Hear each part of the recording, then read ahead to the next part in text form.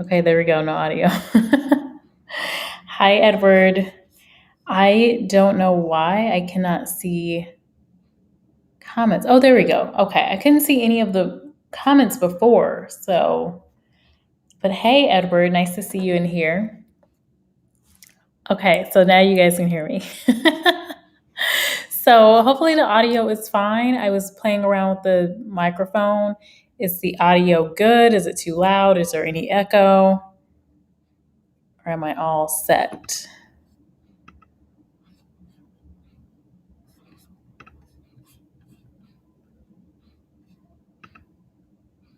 This is the wrong thing. Let me edit this.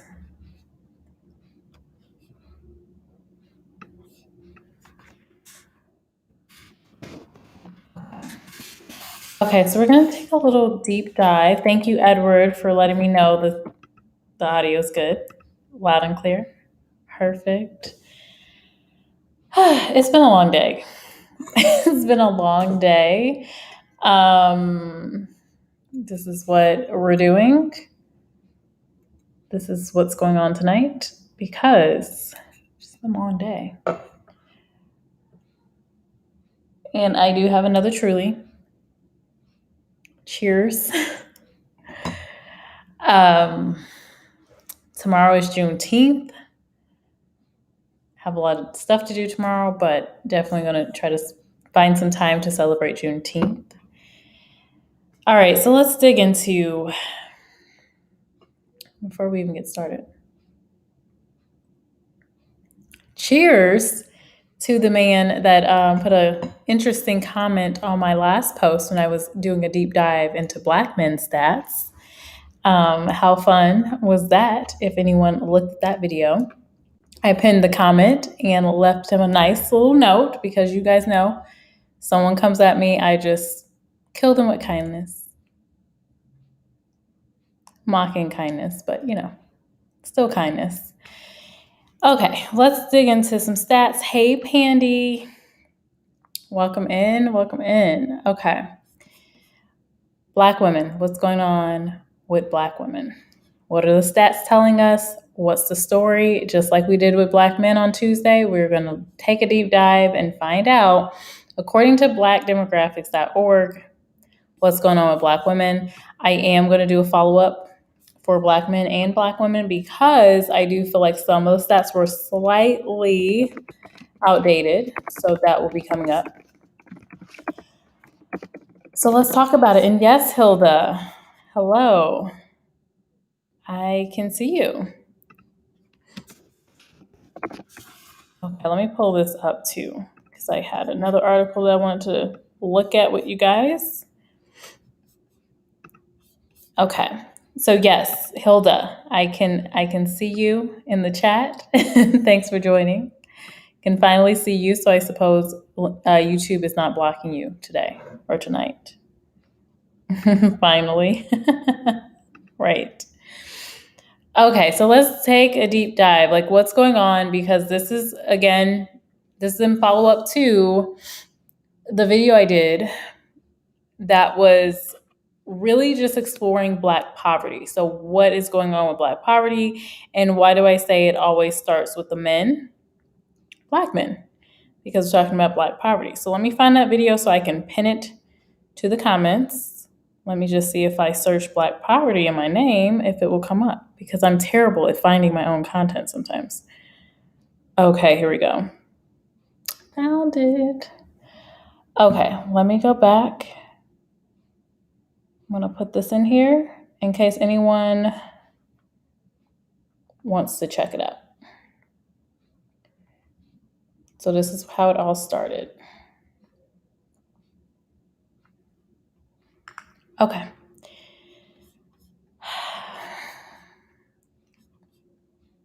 So I'm going to share my screen and show the article that I am going to be looking at. I have an article and I also have the site that we've been looking at for a while, which is blackdemographics.org.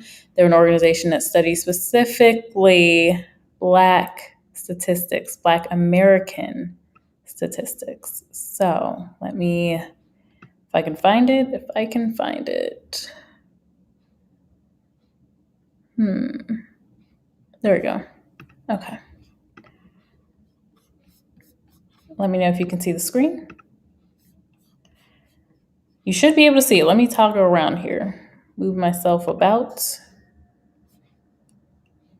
I'll do this one. That's how I was doing it last time. So I'll do it this way. Okay, so Black women, what's up with us? Let's dig into the stats, shall we? Okay. So it's arranged the same way as it was with the Black men. Let's get this ad out of here, I guess. Overall stats, we start with the population, right? We look at the median age. And most of this data is from 2018. There's a segment of the information that's a little more dated back to 2013, but the population is from 2018. So how many Black women are in the United States? Estimate is 22 million compared to all women, 166 million. So we make up a little small percentage of all women. The median age, I was actually surprised to see, we're actually younger in the age groups. So 36.1 is the median age for Black women in this country, and 39 is the median age for all women in the country. They do compare to men. They make a comparison to men. We're not really talking about the men, but I am going to talk about this highlight they have here. So they say, compared to all women in America, Black women are on average younger at 36 years old compared to the age of all women at 40 years old. Black girl children, it says female, so it's like the same with the men, they had male. So under 18 years old, they're at the same percentage of all women children to their respective populations at 49%. The percentage of the population who are women, girl gender, increases much quicker for the Black population as they get older due to a high mortality rate of Black men. This is considering that women of all races and ethnicities have a longer lifespan than men. Okay, so it sounds like what they're saying is that we just live longer than Black men.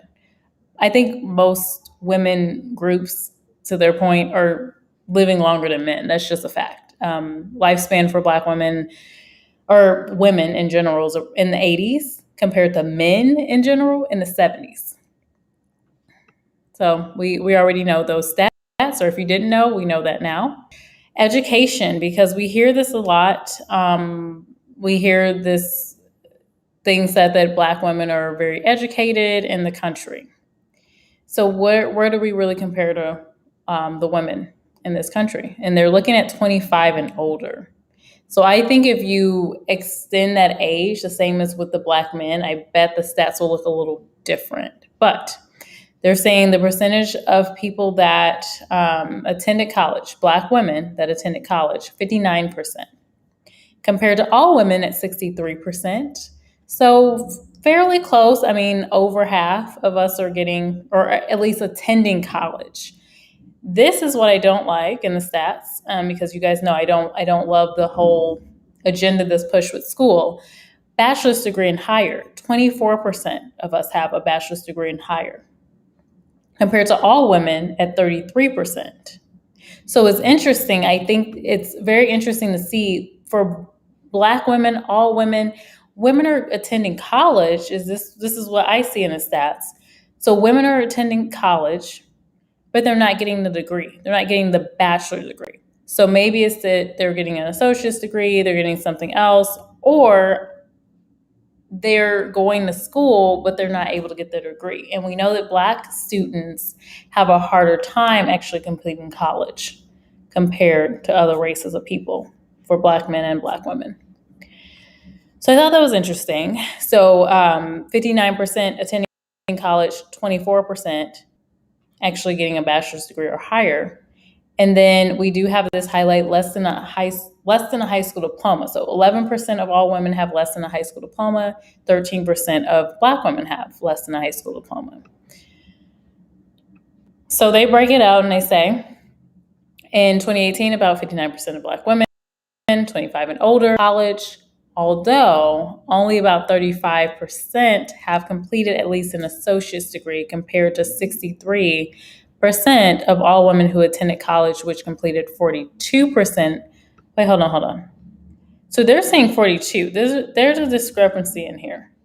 So they're saying 42%, but up here it says 33. So calling out Black demographics. They're saying they pull this from the U.S. Census Bureau, but that's the discrepancy. Are you guys seeing that, or is it just me? But I've always heard that Black women are the most educated in this country. So I want to pull up this article because I do think this might be outdated. So again, I think I'll have to do a recap of the Black men and Black women again because of their stats. So let me go to this article because this is why I think it's a little bit off. A little bit. Hi, Winnie's. Hi, Brian. Hi, Donna Ree.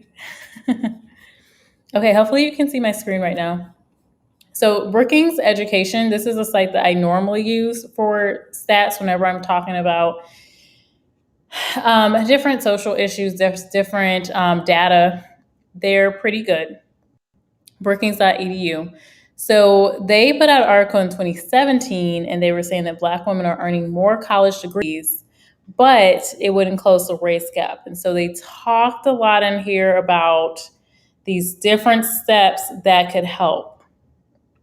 So the gap in college achievement is as wide as ever. So those completing the degree, Black Americans with an undergraduate degree, are less wealthy than white people because for anyone, a degree doesn't guarantee you wealth. In the Black community, it's even more so because you then go out and get jobs or you're competing for jobs. And we know that Black people have a hard time getting jobs, especially Black men, but we're not talking about them today. Marriage rates by race remain wide, even for college graduates, even tougher for those that have degrees. And the chances of both spouses having an undergraduate degree are lower for Black couples. So that's interesting. So I just wanted to kind of deviate for a second and highlight that there about the education, because I think those stats are a little bit off. And I wonder if they were a little off for the Black men too.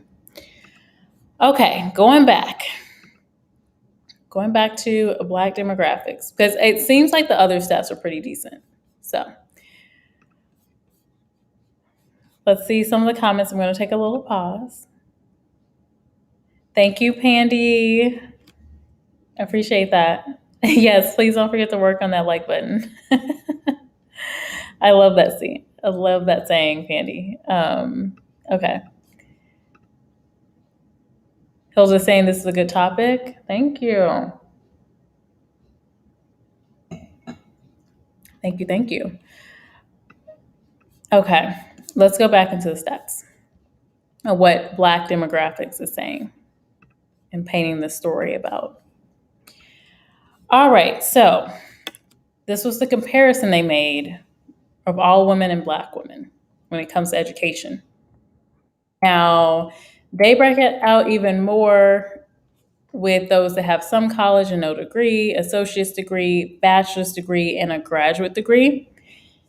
Thought it was pretty interesting, like associate's degrees, 10% of Black women have at least an associate's degree compared to all women, 9%. So about the same, but we're slightly above all women. And then some college, no degree. So these are the women that are going to college. They're taking the steps. They're taking the steps to do it the way that, we've been told this is how you succeed. 25% are going to college. So they have some college, but they just don't have a degree. I actually know two people that are in my circle, both Black women, that went to college and they were not able to get their degree for financial reasons. Now, compared to all women, we're seeing these stats say 20% of all women, some college, no degree. So what that's telling me, the story that I see is that, we have Black women, they're going to school. So, you can paint that story of, yes, we're very educated, but they're not getting that degree. So how do we get beyond that? So the same thing I said for Black men, we really need to have our Black women as well. College educated women really help others. So I would fall in that category, to really be a mentor to our Black women, our Black girl students, to really help them get to complete their degree. So that way they're not, and again, I think about college. What do we do? How do we pay for college? A lot of us take out student loans, right? At some point, because a lot of these schools, they'll give you these scholarships, right? But it may be that you apply each year. And so that first year, you're all set, you're good, you don't need any loan. And then they get you that second, third, or fourth year, right? Or the grants start slowing down. So you get tons of grants when you're a freshman, get you into college, and then it starts slowing down when you actually get after your freshman year. I remember a girl telling me that, like, before I even started college, like I was just visiting for the summer. You know how they like have you there for the weekend or whatever, and you explore the campus, you get to know some upperclassmen and all that stuff. And she was applying to grants. This was not a Black girl. I think she was Hispanic, I want to say. She was either Hispanic or white. I don't really know exactly. She had dark hair. I don't know. But she was explaining, like, yeah, I have to spend this whole weekend applying to grants because, I have scholarships, but they don't cover everything. And then the grants, you have to apply every single year. So that could be a reason. We know that Black people have, other family issues that come up and, with college, there's a lot you have to deal with, right? Just being a Black person in general. And then, then you bring them to college and they still have a lot of things that they carry. Not saying everyone. There are plenty of Black people that don't have any financial issues, right? But that's me kind of painting the picture into why that might be. So some college, 25% compared to 20%, associate's degree, 10% compared to 9% of all women. And then when it gets to that bachelor's degree, starts dropping off. Bachelor's degree, 15% compared to 20% of all women. And then a graduate degree or professional degree, so higher than a bachelor's degree, of course, 10%, a nice percentage, I would say, for women. I can't say anything negative about that because overall we're seeing Black women are pursuing education, which is amazing. So 10% graduate degree compared to 13% of all women, which is interesting that it's kind of low for all women. I would love to see more higher professional degrees for all women and Black women. So that's the breakout for college. Are there any surprises with these stats? Let me take a little break here and come back. Hello, I'm back. Let me see. Brian is giving the, face. Okay, Brian's thinking.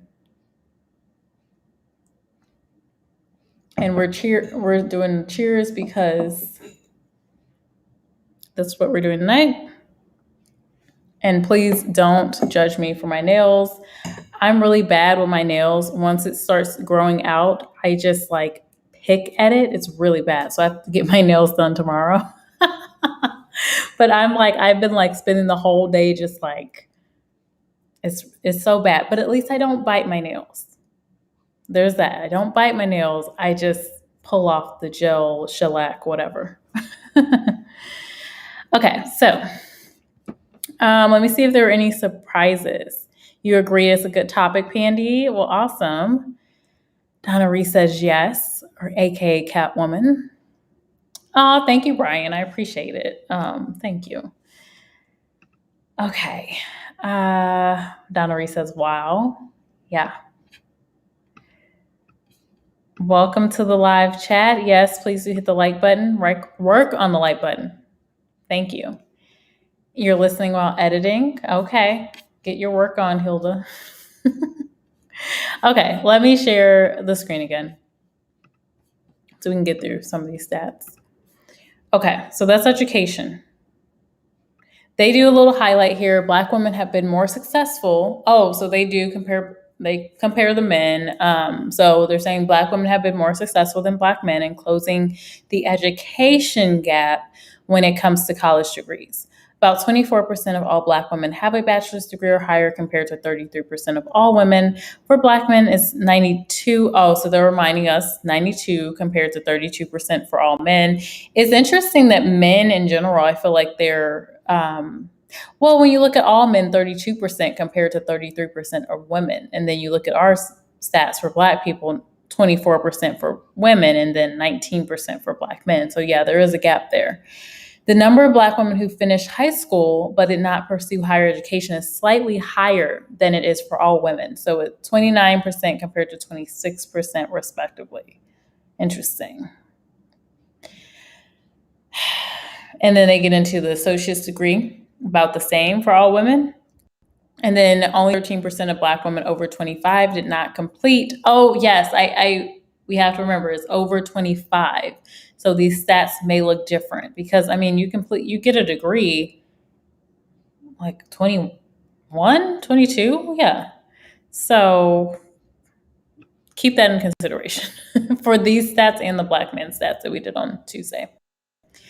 Okay, employment, because this I thought was very interesting. Black women, we get to work. So let me go through some of these stats. So and they switch it up by saying African American Black women. I'm just going to say Black women. Black women ages 16 to 64, so the same ages we compared the men to, had a slightly higher participation rate in the labor force. 72% compared to all women, 71%. So we're slightly above that overall with participating in the labor force.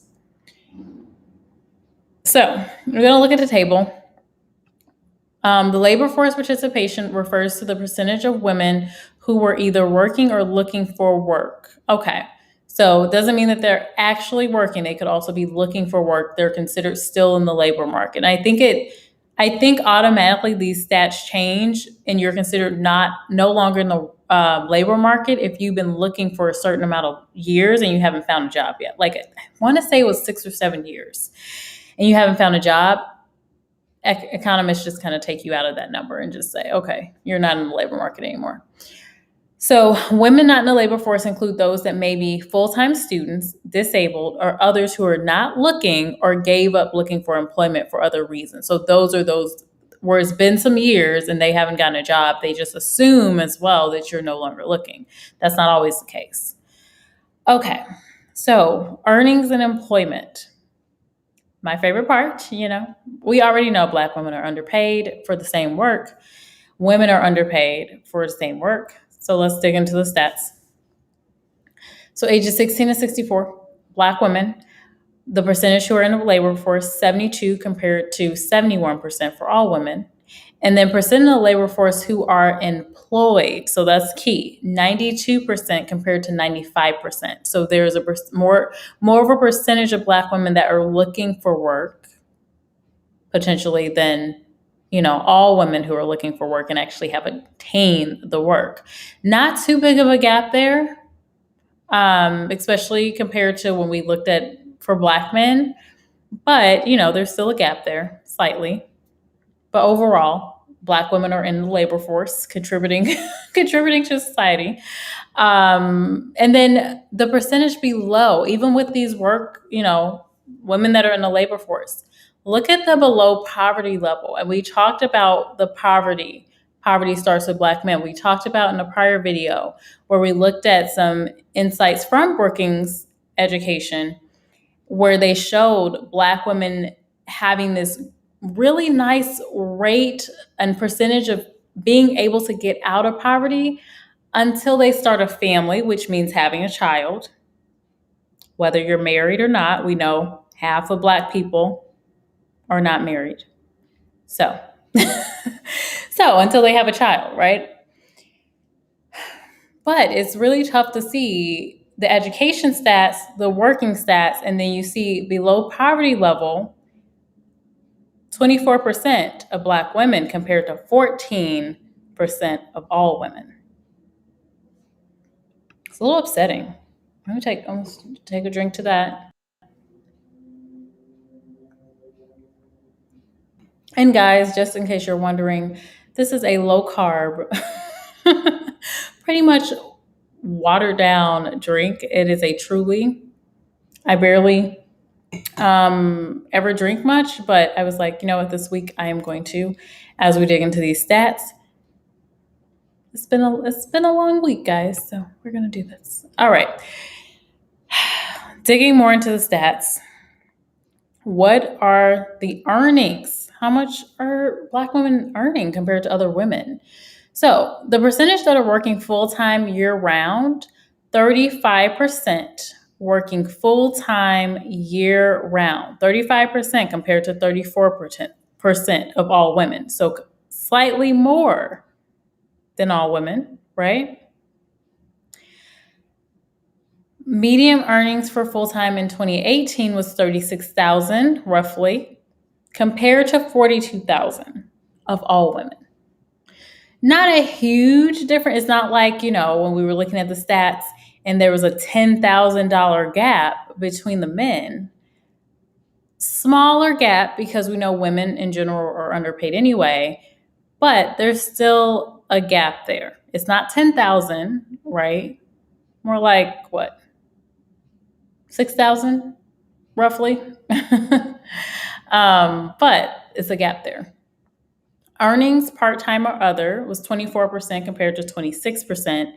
No earnings all year was 40%, right at 40%. So we're right along the same there. Those earning $1 to close to 10,000, 3% compared to 2%. So slight uptick with us, but not a huge, percentage point there. 10,000 up to 19,000, 16% compared to 9% are in that earnings bucket. And then when we look at 20,000 up to 29,000, we're looking at 22% compared to 14%. We go on, we look at 30,000 to 49,000, percentage of those in that earnings bucket. 33% compared to 27%. And then we also look at 50,000 to 74,000, 17% compared to 22%. Then we get to this, and we saw this with the men too. There's a gap, 75,000 or more, 9% for Black women compared to 26% of all women.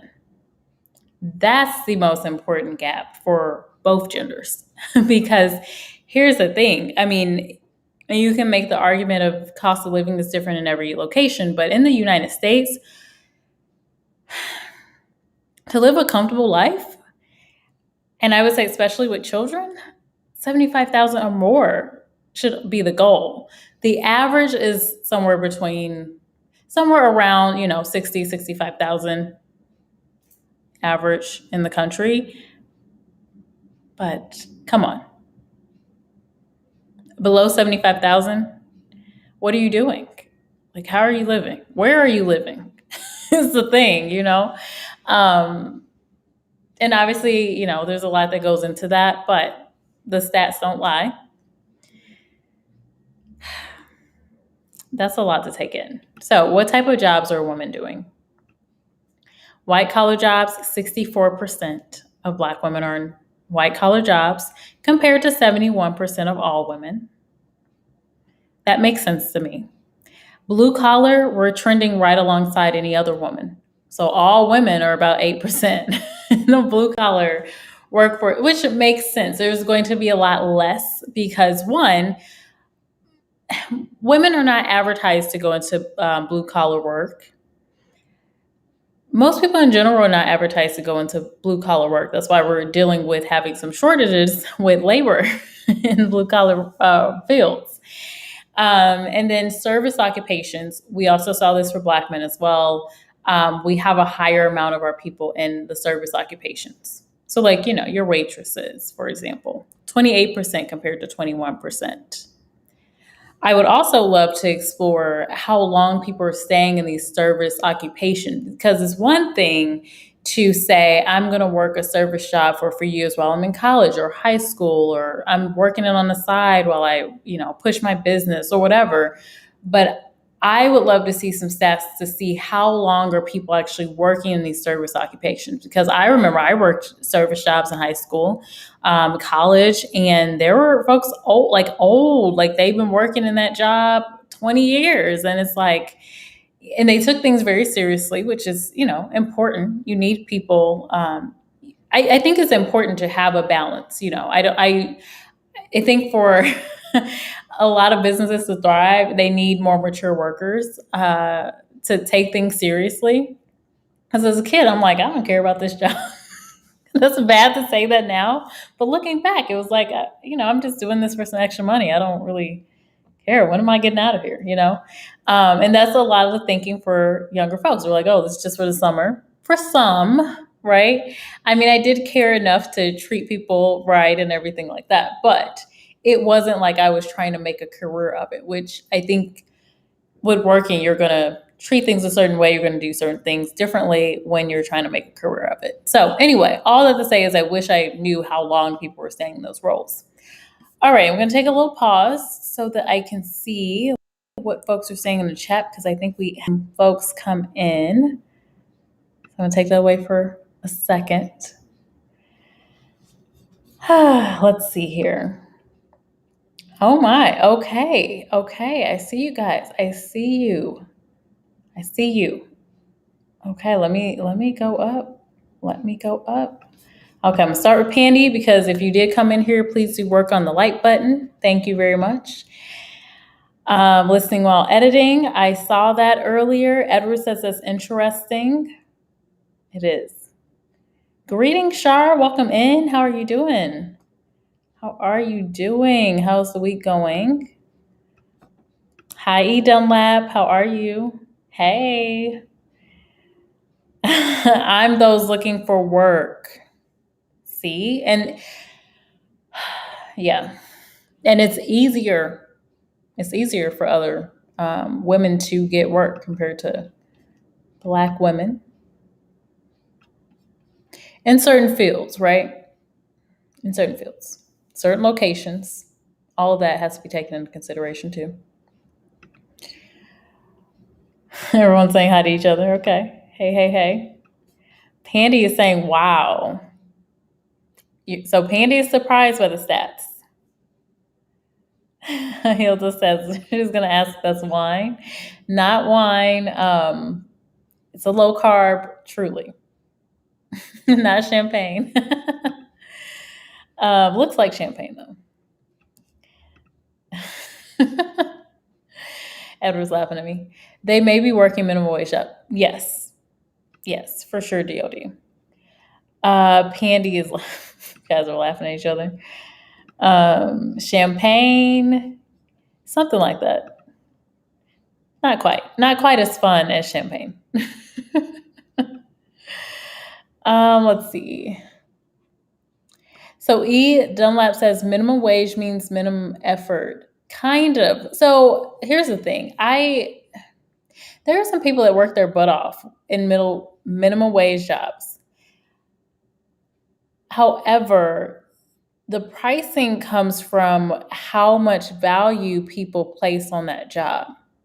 So there's plenty of jobs where people are working their butts off and they're not paid as much. It's more of how much value can we get out of this person, right? That's why, celebrities, actresses, actors, entertainers, in some ways they get paid more because of what businesses can get out of them. How much money are these businesses making off of an entertainer? And when you get into thinking about that, then you start saying okay, that makes sense because they're only getting a percentage of how much this entertainer or actress or whatever is actually bringing in. So you think about jobs that are, waitress, you're thinking about, I don't know, even like mechanics, and mechanics make decent money. Customer service jobs, your just, cashiers, different jobs that you guys know I talk about are probably going to be going away soon with these robots. 5-10 years. I don't think we're going to have them. to the extent that we do now. They'll be there, but it won't be as many. Won't be as many people needed. My perspective. I'll be talking about robots again, I believe, next week. If you like those conversations. But Dunlap, it's I think it's more about the value because some people do work their butts off. Now, does it mean that they need to increase the minimum wage? I don't know because it's about the value that these folks are bringing in. DOD is saying hello to everybody. Cool, cool. Okay, I'll bring it back up the stats. Edward is saying I'm really surprised at these stats. Really? What's surprising to you, Edward? And E. Dunlap is saying you literally cannot live on less than 75,000. Kids or not. I'm single and chose not to have kids. Add to no other support given to me, and it makes life so difficult. Yeah, especially depending on where you live. But yeah, I feel the same way, and I am a little above that, but I like half the time I'm like thinking like, ooh, I need to make more money. Like, but here's the thing too. When you go to different income brackets, one, your taxes look different. And then two, you kind of elevate your lifestyle too. So like think about college students. They don't have an elevated lifestyle. They can live on, X amount, like maybe 50,000, 55,000, and they're also trying to get experience. So it's different for them. But yeah, once you start getting, I don't know, once you start attaining, the higher income levels, yeah, you get accustomed to certain things and you elevate your lifestyle too. The other part of that is inflation. I keep talking about this inflation. Everyone's saying like, oh, it's transitory, it's going to go away.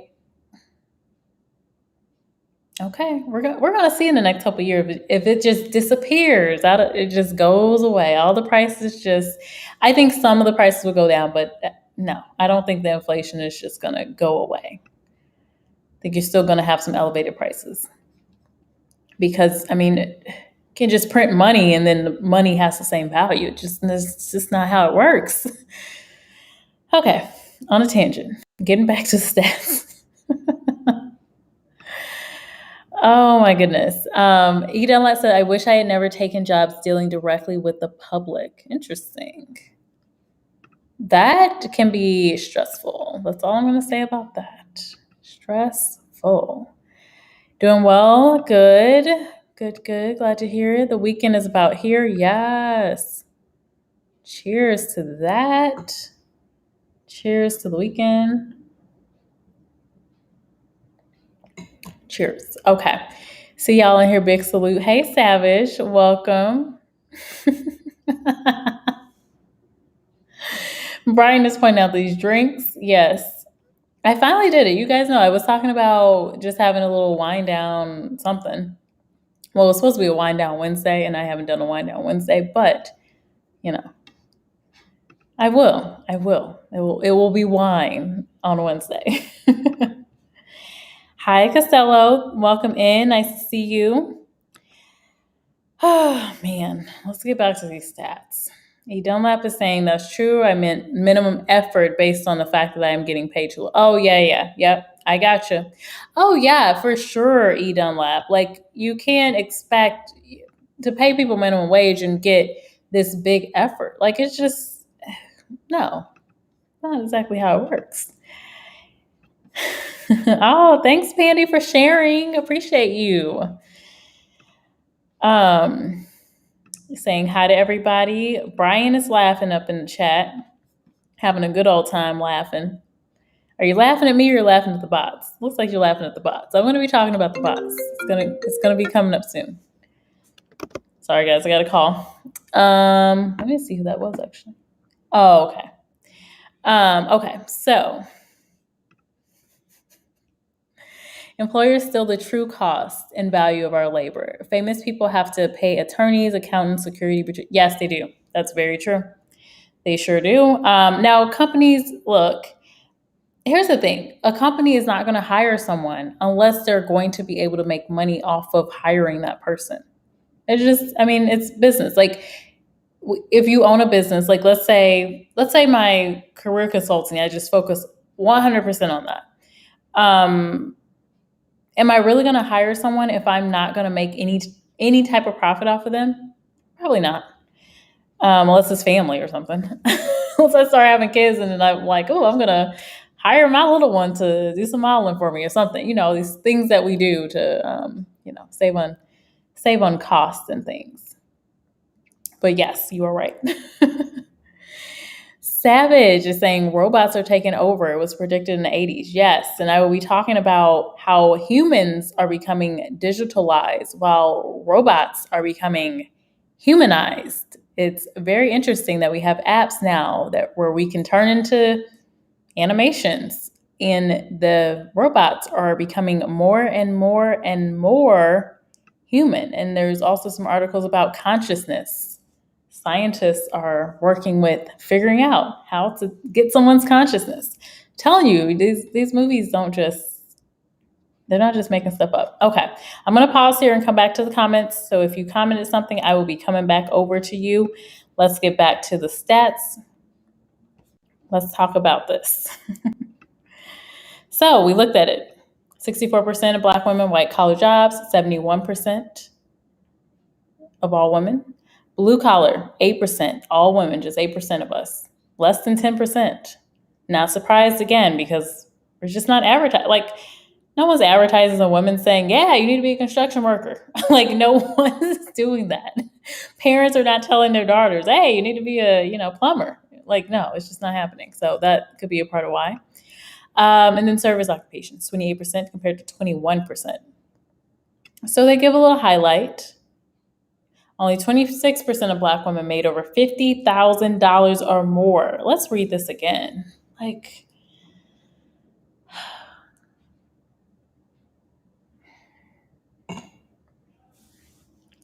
Only 26% of Black women made $50,000 or more in 2018 compared to 48% of all women. So close to half of all women are making at least $50,000 or more in this country.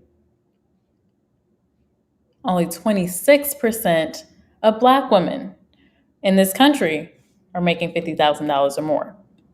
So think about living on less than $1,000. So they break out the stats for a white collar. In case you didn't know what white collar was, it's just typical business jobs. You're in an office or you're working from home.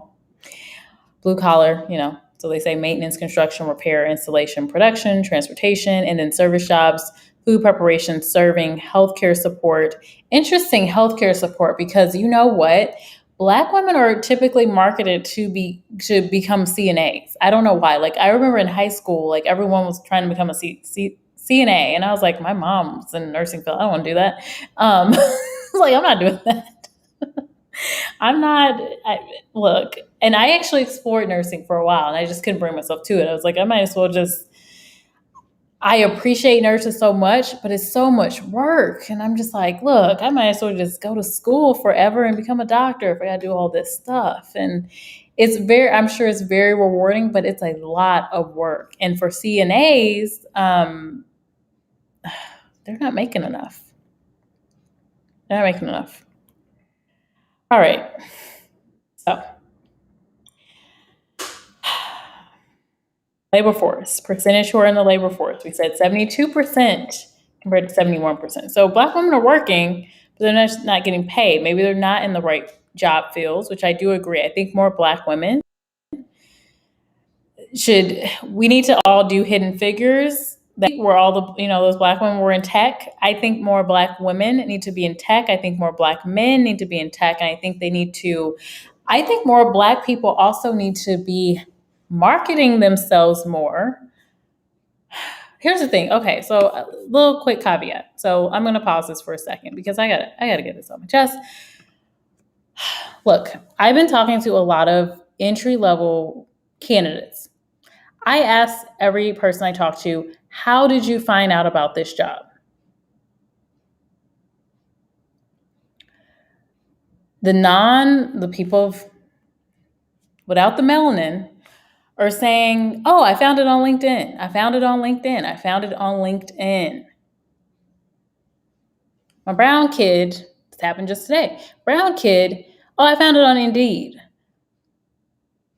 Are you on LinkedIn?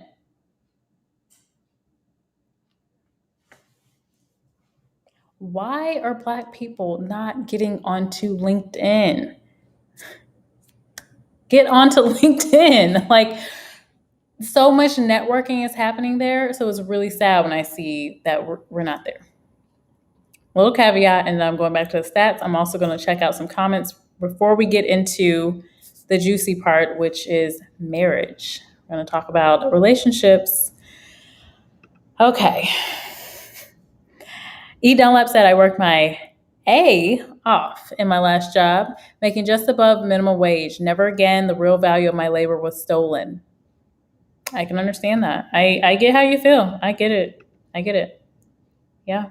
Because look, but here's the thing. You can't have some people have an end goal of working in service jobs. And I think it's great. You can actually take that and, move into something else, start a business, be creative and do other things with it. But that shouldn't be just the end all be all. We can't be stagnant in our job. And I'm even pushing myself like, Jessica, you need to do more. And it's good to have people in your corner that are constantly pushing you, because as humans, we want to be comfortable. So you have to have people that push you to do more and more and more. Pandy, I'm always down for supporting great people. Thank you, Costello. Appreciate that. Thank you, Pandy. Edward said, I was under the impression that there were more women in the service sector as opposed to the white collar sector. Oh, okay. Interesting. No, there are more women in the white collar. Here's the thing, though, Edward. When you think about white collar, though, that could be administrative. So your secretaries. That could be your human resources folks, right? It could be your mid-level managers. Those are the type of jobs that it's not really like when you think of leadership, the decision makers, the main decision makers at companies, the executives, the stats don't show that Black women are in that bucket of people. So hopefully that distinguishes. So it's not just, it's white collar in general. So they could be definitely an assistance to someone too. And actually, at multiple companies I worked at, when you look at the affirmative action plans, when you break down those stats, entry level, assistant or administrative type of jobs are where a lot of like Hispanic Black people fit in. And then when you look at women have been gaining traction with more leadership, but there's still growth potential there, but yeah. So I don't want to take away from that. And yes, Savage. Thank you, Costello. Appreciate that. Thank you, Pandy. Hilda said, hey, weight loss. Yes, exactly. Exactly. Okay.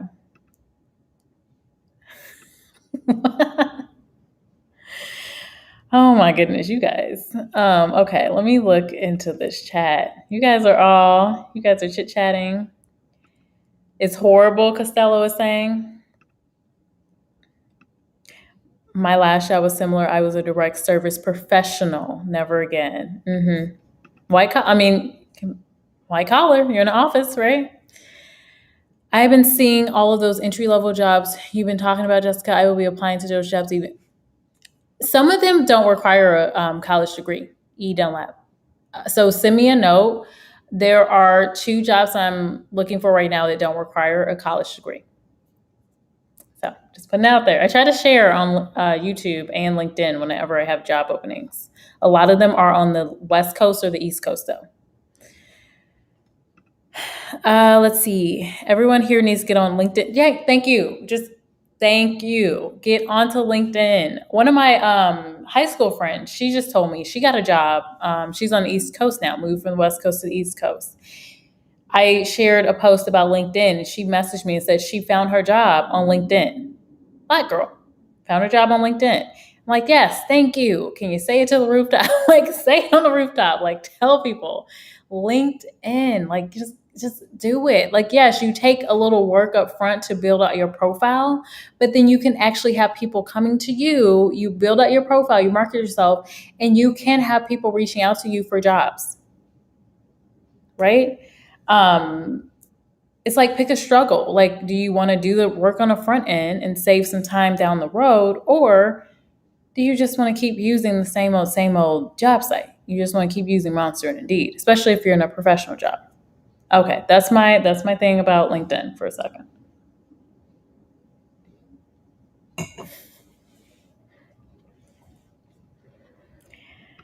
DOD says, I'm on LinkedIn. However, I'm pretty much out of the workforce. Being retired is rewarding. Although I do make money other than 9 to 5. Nice. DOD living that nice retired life. I'm trying to get there. Give me 10, 15 years. I'll get there. I'm trying to live a retired life while I'm still semi-young. I won't really be young at that point, but I'll be semi-young. Stella got her group back young. Like I'll be, 15 years. Why do you think that is, Jessica, about melanated people on LinkedIn? I don't know. I do wonder if it's just they're not, the right people are not telling them. They don't have the right guidance. Because if you think about most, white students, even Asian students, a lot of people in their circle, their family, their neighbors, their friends, like they have a lot of people in their circle that are going to tell them like, hey, I work at such and such, look me up on LinkedIn, whatever, or you need to get on LinkedIn, yada, yada. But when you look at, just your standard Black circle, if we don't have people mentoring these kids and telling them to do it, they may not even know. Or maybe they've seen LinkedIn, but they don't know, like, hey, this is really how you get a job. It's not just for executives, right? It's not just for if you've worked 5 years at a company. I don't think enough of us are getting it. That's my perspective. And I also feel like most people just know about Indeed. Indeed, that's it. Just Indeed. That's where you go to look for more general jobs. Like if you need a weekend job, get on Indeed. If you need a part-time job, get on Indeed. That's more what that's for. Now, LinkedIn also have these type of jobs out there because every big company, LinkedIn is owned by Microsoft. Every big company is posting to LinkedIn right now. So I don't know. That's my perspective of what I think, but there could definitely be other reasons. E. Dunlap says, true, I tend to be a lone wolf, but I do have some people in my corner. They don't push, but they are supportive. Ah, that's awesome. Let me do something real quick. Sorry, guys, I'm going to take a little pause. Mini pause, mini break. Mini break. I knew it.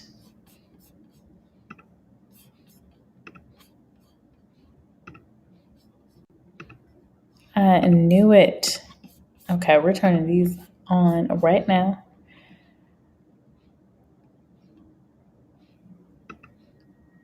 Okay. So I'm back. I had to turn my monetization on because I forgot I had to change this because I had to push the time back. So I was like, wait a minute. Okay, so I'm back. Oh, man. Oh, Savage said, is executive jobs considered white? Yeah. Yeah, if you're in an office job, you're white collar, and then they break it out into different subgroups, right? So they will break out administrative workers compared to mid-level or mid-level management or executive management or your what is the correct? I used to actually run affirmative action plans, so. I'm trying to remember, but I think there's multiple groups where they will segment your work population in. But yes, it's all white collar. Pandy is because of several reasons. The main one I think is the tech industry's reputation for discrimination against people who aren't white or male. Interesting, he Dunlap. Interesting perspective. Thanks for the breakdown. Of course. Direct service professional is a few steps removed from CNA. Okay. Hello, Sharky. Welcome in. Nice to see you. I saw that job and I think I'm going to apply as long as it's remote. I'll do it. It's remote temporarily. We'll see. We will see. But yeah, all the jobs right now are remote just because we don't know what we're doing for the future, like what's going to happen. Savage says you're on Indeed. Come on over. Just come on over. Don't be scared. Like, don't be afraid of LinkedIn. Just come over to LinkedIn. And brand yourself. And a lot of companies, I will tell you too, this. Plenty of companies are looking for diverse people. More recruiters are on LinkedIn. That's the number one tool that recruiters are using to find talent. And they're looking for diverse talent. Get onto LinkedIn. Now, I do say with your resume, you don't need to put your picture on there. But with LinkedIn, put your picture on there. Brand yourself. Just make it a little harder for people to find out what you are. Don't just brand it on your resume necessarily because you just never know. But if they're on LinkedIn, they're looking for something. They're specifically looking for something. And there are recruiters like me using targeted keywords to find talent and to find diverse talent. How are they doing that? Well, you can use words like Afro, Black, Latina, Asian, Indian, like all these different cultural words. If you're looking for veterans, veteran, military, right? You're looking for people with disabilities. Like you can use these terms to find people that you're looking for, along with Savage, programmer. He's a programmer. Or I'm looking for, I don't know, developer, whatever. I'm using keywords strategically to find someone with good SEO on their LinkedIn profile. So random tip in there, just thrown in.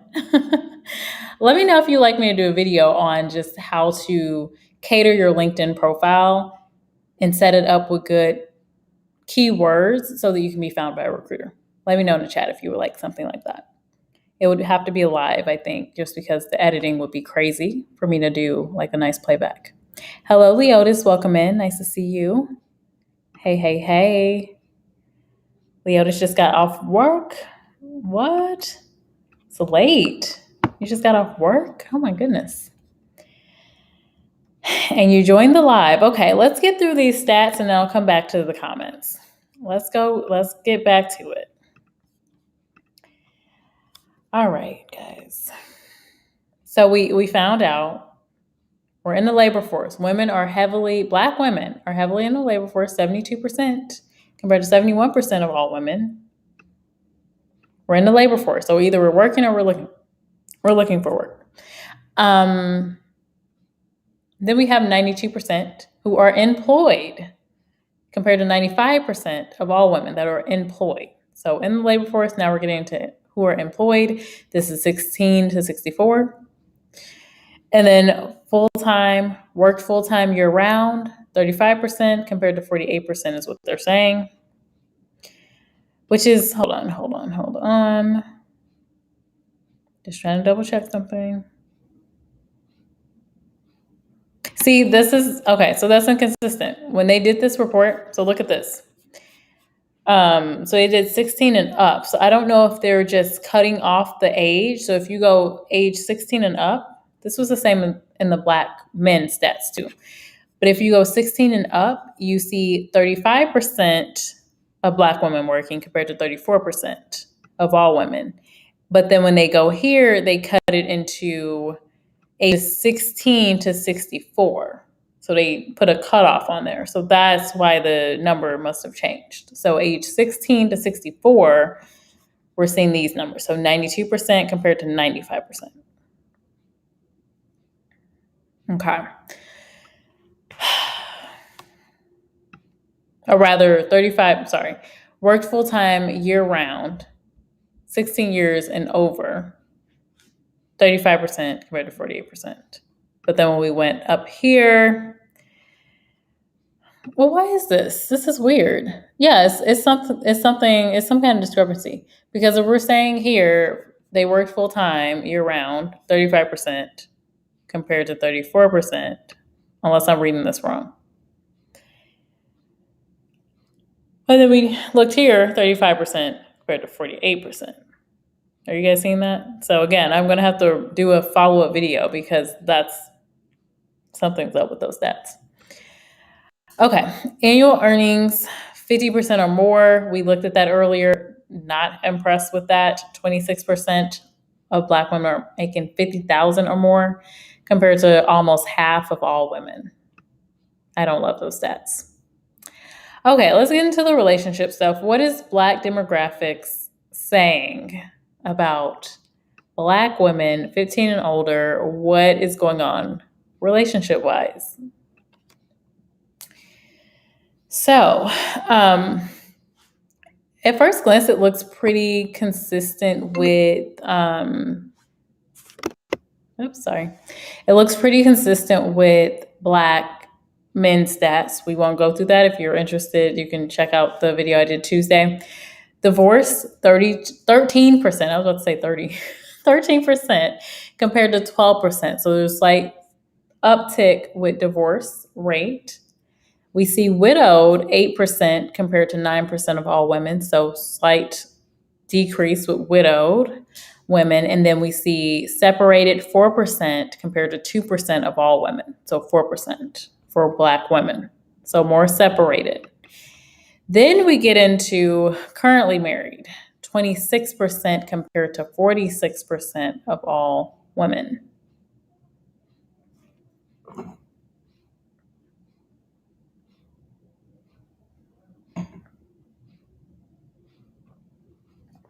So we have that, and then we have 48% or almost half never married compared to 31% of all women. So interesting.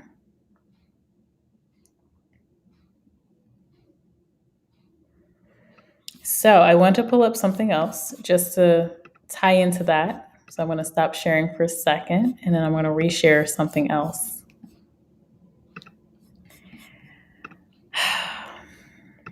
So in this same article where Brookings.edu is talking about Black women earning more college degrees, but not closing the wealth gap, of the 4 points they showed, they're saying this: Black college graduates, and I don't know if they're segmenting this to just women or if they're including Black men as well, but Black college graduates are less likely to be married.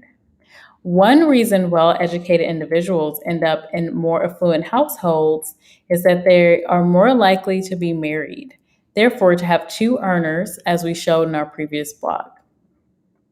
College friends keep getting married. Is it bad news for your travel budget? I don't know. That's another one. College-educated women are now more likely to be married than those without college degrees. Let's read that again, because I do see DOD's comment, Black women are choosing careers over marriage. But I guess we're the only ones that have to choose, because college-educated women are now more likely to be married than those without college degrees. But there are big differences here by race. White women with an undergraduate degree are almost as likely to be married today as in 1960. But marriage rates are declining for Black women across the educational spectrum. With an undergraduate degree aged between 30, I trying to get married at that age. I hit 35, I'm just like, it's gonna be done. It's a wrap. I'm just gonna be like, I'll live my best life traveling by myself, I think, or getting a couple of dogs. I think I'll be good,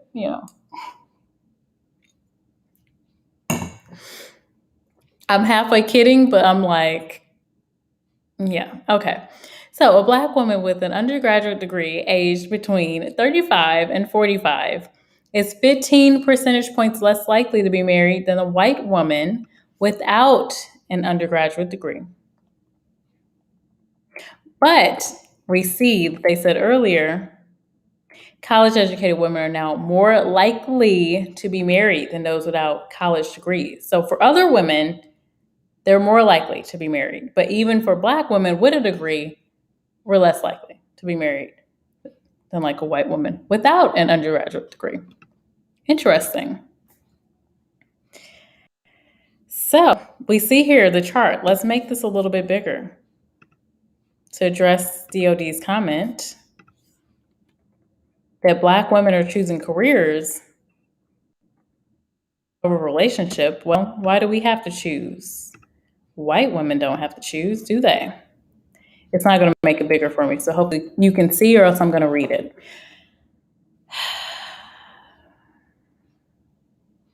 Percentage of 35 to 44-year-old women married with spouse at present. So these stats go from 1940 to 2015. So this is from Brookings.edu. The source was authors' tabulations of American Community Survey data. White women with a bachelor's degree,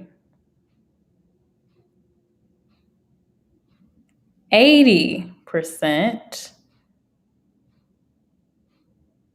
Wow. So they started off at 80%. Nice. Now they're ending at like 60%. That's interesting. Oh, I'm sorry, without a bachelor's degree at 80%. Now it's 60%. Before, in 1940, they started 60% of them married.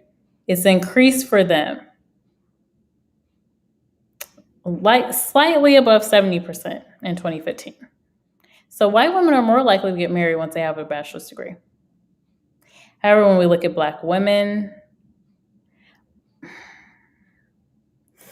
without a bachelor's degree,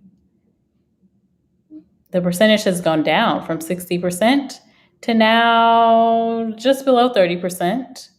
And then if you're a Black woman with a bachelor's degree, it went from around the same rate, 60, and then it went down still right to just above 40%. So there's a difference. And we saw in the stats on Black men, about half of Black men don't get married. So yeah, So they go on to say the race gap in marriage rates for those without a college degree has remained stable over time, with roughly equivalent declines for white and Black women. Meanwhile, the marriage gap for women with an undergraduate degree has widened from 21 percentage points in 1970 to 31 percentage points in 2015. The difference in rates of marriage may in part be due to a shortage of marriageable Black men itself, a product of high rates of incarceration, we talked about that Tuesday, and early death. We didn't talk about that as much, but we did highlight that yes. It is not worth noting that while there has been a rise in interracial marriage, Blacks and Black women in particular remain the least likely to marry someone of a different race, which is why I'm always saying, look at the stats. If you like other men, date them and marry. If you want to get married. There are some women that don't want to get married. And then you have people that are like on the fence. So, just look at the stats. Just look at the stats. You don't have to, but you should understand what the stats are, what the likelihood is. It's not as likely. Okay, let me look at some comments here. I got some LOLs. I got some peace signs and a heart. Leota's welcome in. Yes, I agree with you, E. Dunlap. We tend to not tell each other things, and some of us have bad grammar and feel embarrassed. But our older generation, sometimes they just don't know, but then even the people that do know, they don't share the knowledge. Yes, that is for sure true. Yes, please do hit the like button. Work on the like for me. Appreciate it. Hello, KB. Welcome in. Nice to see you. Nice to see you. Let's see. Everyone's saying peace, peace, peace, peace, and peace. Okay.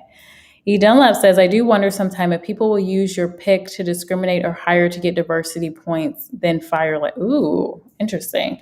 So here's the thing. I don't think people will just use your picture off LinkedIn to necessarily discriminate. Normally, so if you're applying to a job, I would not say put your picture on your resume. But there are some people that will go out of their way and find you on LinkedIn, which is fine. But my point has always been make them work for it. If someone really wants to see what you look like and they want to go to your LinkedIn, fine, but make them work for it. Don't just broadcast your picture on your resume because you're sending your resume out to so many different places and you just don't know who's taking that initial first pass on your resume. You just don't know. And people do have biases and I just feel like with your resume, you're directly using that as your advertisement for a specific job versus LinkedIn is more of what I think in my mind. If you were to go to a networking event to meet people, to find out about different industries, to find out about jobs, make connections, they're going to see your face, right? And that is an advantage for you. It can be an advantage, right? But with the applicant tracking system and with the whole application process, that's just trickier. So I don't recommend people put their picture on their resume. And then the whole firing later. So there are companies, most companies now with D&I or diversity and inclusion or diversity, equity, and inclusion efforts, they're including retention. So they want to retain their employees, or at least they should be focusing on retaining their employees as well. So the goal should not be, bring this person and fire them. Because when you hire someone, your end game is to keep them long term because it costs you money. Anytime someone leaves a company, it costs money because you have to replace them. And typically it costs more money to replace that person. So it's a lot. We can go into that a little bit more, E. Dunlap. But yeah, I don't feel like you should be too worried about that. Okay, so please do the LinkedIn video. Okay, you got it. It's on the roster. Savage, just use the keywords savage, programmer, and scientist. Oh my goodness. I don't even want to know who is going to find that. That's going to be interesting. I'll be the one like, look, let me see if he did this. Me on LinkedIn looking to see if you did that. Brian would like to see the video too. Okay, cool.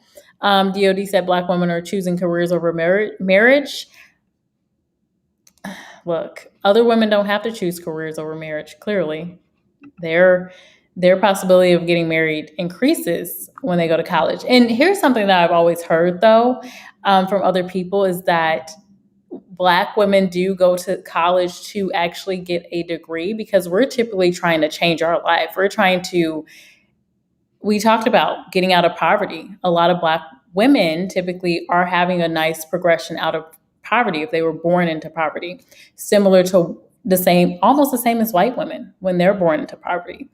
So we're on a mission a lot of times. We're working, we're trying to better our life.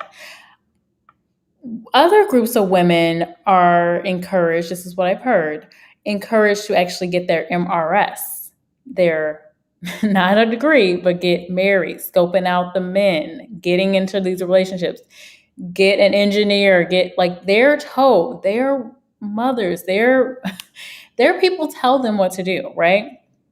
For Black women, we don't have that guidance. When you think historically, mother, grandmother, aunt, whatever, maybe they didn't even go to college. So maybe they don't even know what to tell us. And some of them do know, and then they just don't tell us. E, what does submission mean to you? So that was not a question for me, thankfully. Let me see. E. Dunlap said submission means slavery to me. I've seen it and I'm tired of seeing men demanding it simply because they're men and nothing else.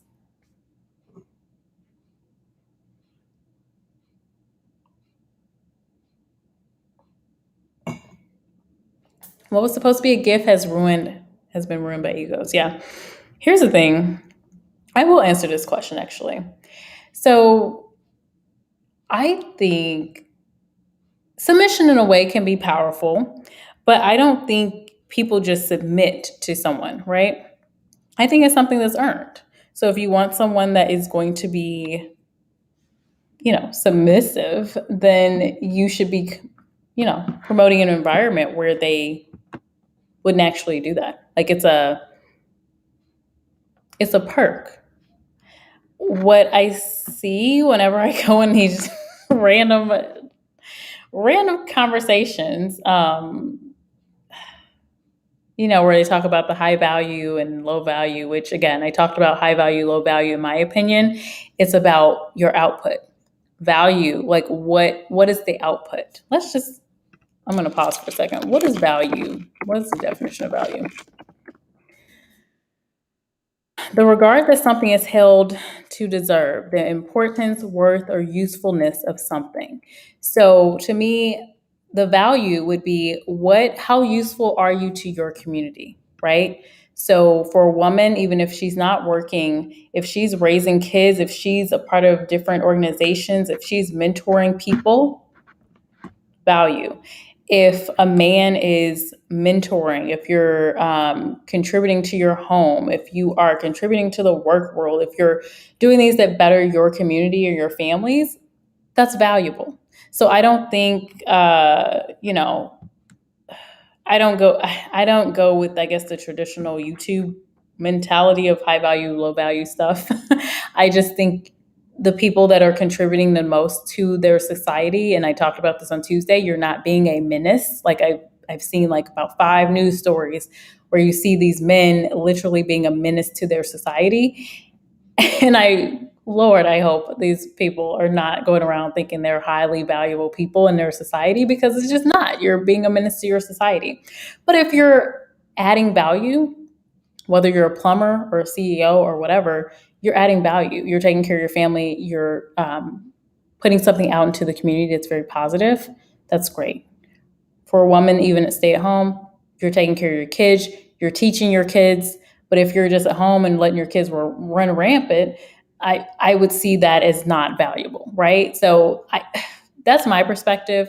So when it comes to submission, it should be to someone that is actually adding value. It shouldn't just be like, oh, I'm a man, you need to submit to me because the Bible said, or this said, or I say, or your community says. That to me is insane thinking, that because you're a man, you get to have a woman that submits to you. No, it's something that is earned, just like a man would submit to a wife. Like it's not like a one-sided thing. It's, I don't understand. I understand some of the conversations that happen. I'm not even married, and I'm like, ugh, if that's what people are thinking, just like doing the Drake, just leave, just no. So I might be on the same thinking as you, E. Dunlap. Um, Cooking and cleaning, I don't think that's necessarily submission. I think that's just a maid. I think that's maid. I mean, obviously, you have a family. You're going to take care of your family and do what needs to be done. But I think both partners should be doing what needs to be done. My opinion. I think both should be doing what needs to be done to take care of that household. E. Dunlap's maybe referring to biblical submission. How did we get here? Guys, how did we get here?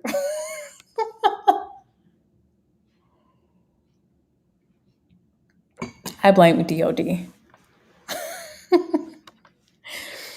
It doesn't matter if it's biblical or not. Okay, you guys are having a nice little conversation. Okay, so Black women have been taught that they don't need a man. Maybe I could see that. Yeah, I could see. I think a lot of women have been taught that they don't need a man, though. I don't think it's just Black women. I think that's women in general, because, like you brought up on Tuesday, DOD, Black women joined the white women with certain feminist agendas, and who started those agendas, right? So I've heard plenty of white girls in my circle say, "You don't need a man," right? It's not just Black women. I don't know why that thinking is there, but it is. I blame music. I blame even in music, though, because there's been that whole thing that's going around where they're talking about that song by Destiny's Child, Cater to You, and they're showing the lyrics and everything, and you're just like, what? You're like, I'm not doing all that stuff. Is that insane? But people were like, singing that back in the day. I don't want to, but if other women wanted more power too. Oh my gosh, this conversation is hilarious. Okay. Let me go back to this. Oh my gosh. Let me go back to the stats. I just don't want one who doesn't do anything at home while I work because Black women are working.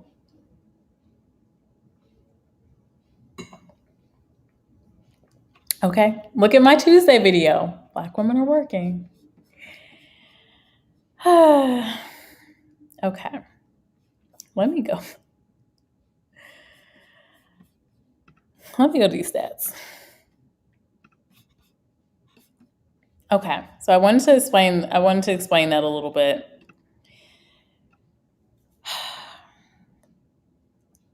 So, Black education, again, we're talking about marriage. Black college graduates are less likely to marry a college graduate, right? So all these Black women that are graduates, less likely to marry a college graduate. I think a part of that too is because one, these men are not, the men might have more options when they look outside of education too.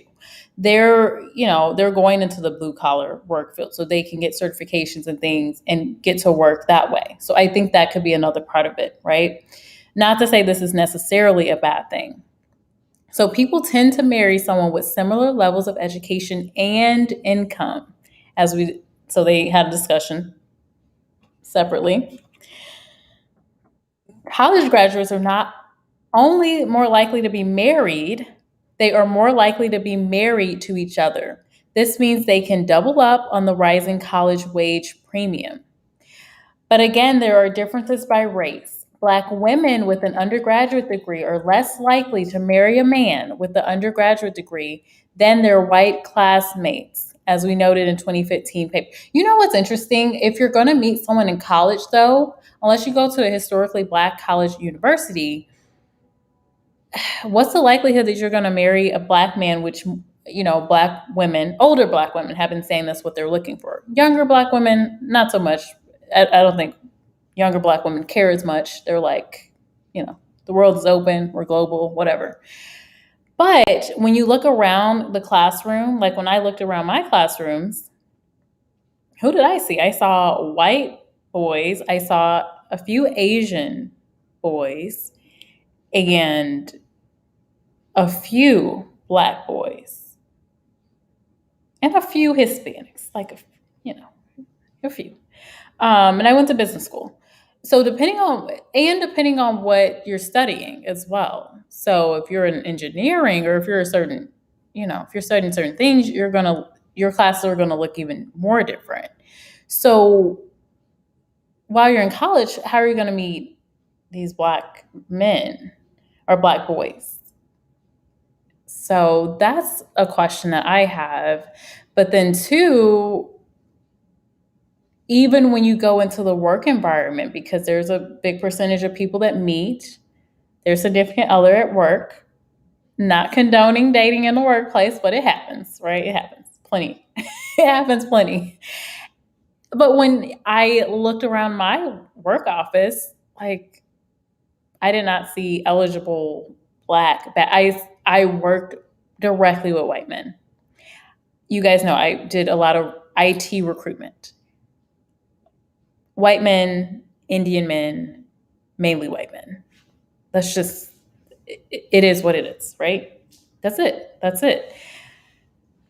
So where are these women meeting the men? So that's the question I have. So I don't know if it's just because of the degree. I'm trying to think about what happens when you actually are attaining that degree, what happens afterwards.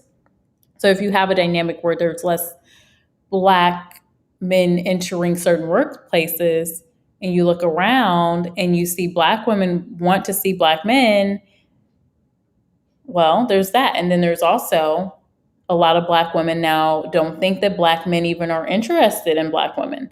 Even my thinking, a lot of time, I don't assume Black men are into Black women. I just assume they're into something else. So I just assume because I just assume, Um, yeah, I don't know. It's a lot to think about when it comes to these statistics. So this is an interesting thing, though, I want to point out before I go back to the other article. Brookings.edu says white women are now slightly more likely to be better educated than their husbands. But this marrying down in terms of education is nothing new for Black women. So white women are now, just now, so it's 2015. So this wasn't the standard for white women. But for Black women, it was kind of more of a standard.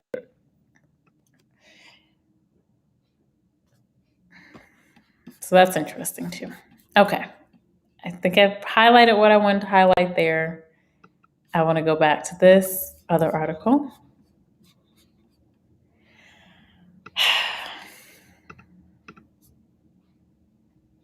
It's not looking good. Like when it gets to the marriage, it's like it starts looking good, right? And then you start getting to the marriage, and then it's just like, oh, this doesn't look great. Lovely. But again, that's why I say Black women of all women should be opening up their pool if they're genuinely interested in different races. Now, if you're a woman that says, nope, you're only interested in Black men, well, that's fine. But you should know the stats for you. That's it. If you're interested in getting married, because there's also women that are like, nope, not for me, I'm good. So there's also that. Okay, so breakdown: divorce 13% compared to 12% of all women, widowed 8% compared to 9% of all women, separated 4% compared to 2% of all women, 26% compared to 46% currently married, and then 48% is almost half never married compared to 31% of all women never married. I'm actually a little surprised at the 31% for all women, actually. I would have actually thought that would be a little bit lower. But yeah, I guess more women are saying nah. More women might be saying no. I'm going to go back to that other article because I do want to highlight something else that came through that Brookings.edu. Okay. So this is the other thing I want to highlight. So some other characteristics that this Blackdemographics.com pointed out is that Black women are the head of household of 27% of all Black households. So they're saying they're the head of household at 20% percentage rate. This was in 2018. So this is more than twice the rate for all women at 12%. So Black women are saying they are the head of household compared to 12% of all women. And to go back to DOD's point asking about submission, well, if the Black women are paying the bills or they're the head of the household, they're earning, whatever, they're probably not going to submit. Like that sounds like the husband should be submitting. I know a couple, they're white, and the husband, stay-at-home dad, the wife made more than him. So they made that decision. He's a stay-at-home dad. Who do you think is head of household? The white woman. So his wife. So I mean, you just can't have it both ways, right? Okay, only 37% of Black women who gave birth, this is the stat I want to highlight too. Okay, only 37% of Black women who gave birth were married, which is almost the opposite for all women. Big highlight for the video I made about Black poverty starts with Black men. Only 37% of Black women who gave birth were married. So Black men are not marrying Black women even when they are having their child that the Black men gave them. Interesting, right? That's tough. So they point out these are some of the issues that factor into much higher poverty rate. 24% for Black women compared to 14% poverty rate for all women. Again, going back to my original video, which I do have linked, it's pinned in the comment section. Black women have a better chance of getting out of poverty, it's closely compared to white women. The people that have the lowest chance are Black men. The people that have the best chance are white men. When Black women have a child,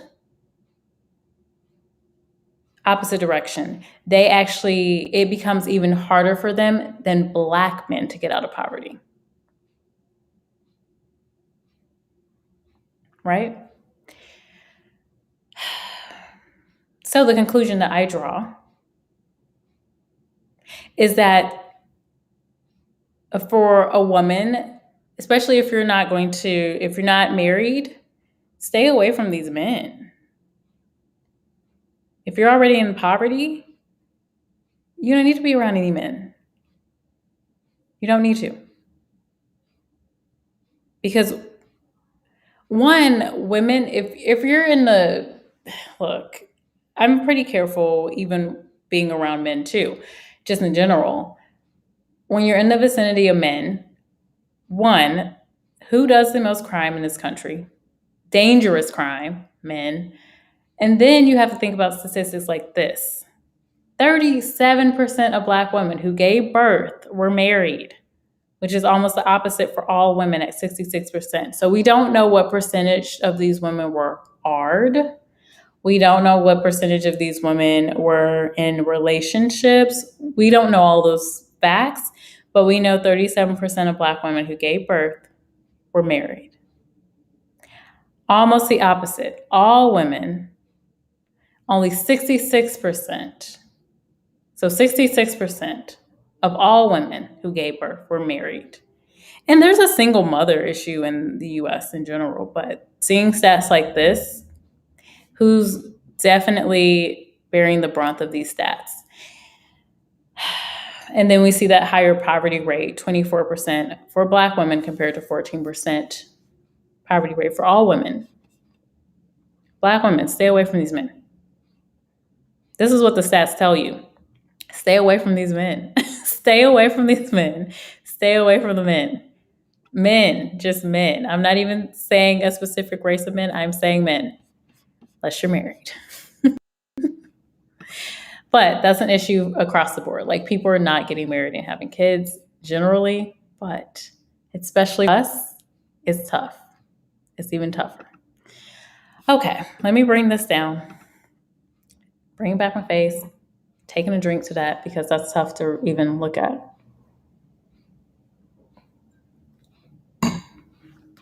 Alrighty, let's just dig into some comments. I've said my piece. Oh, DOD says, I would never date out. Black women for me only, or I'll be alone. Aw, that is so sweet.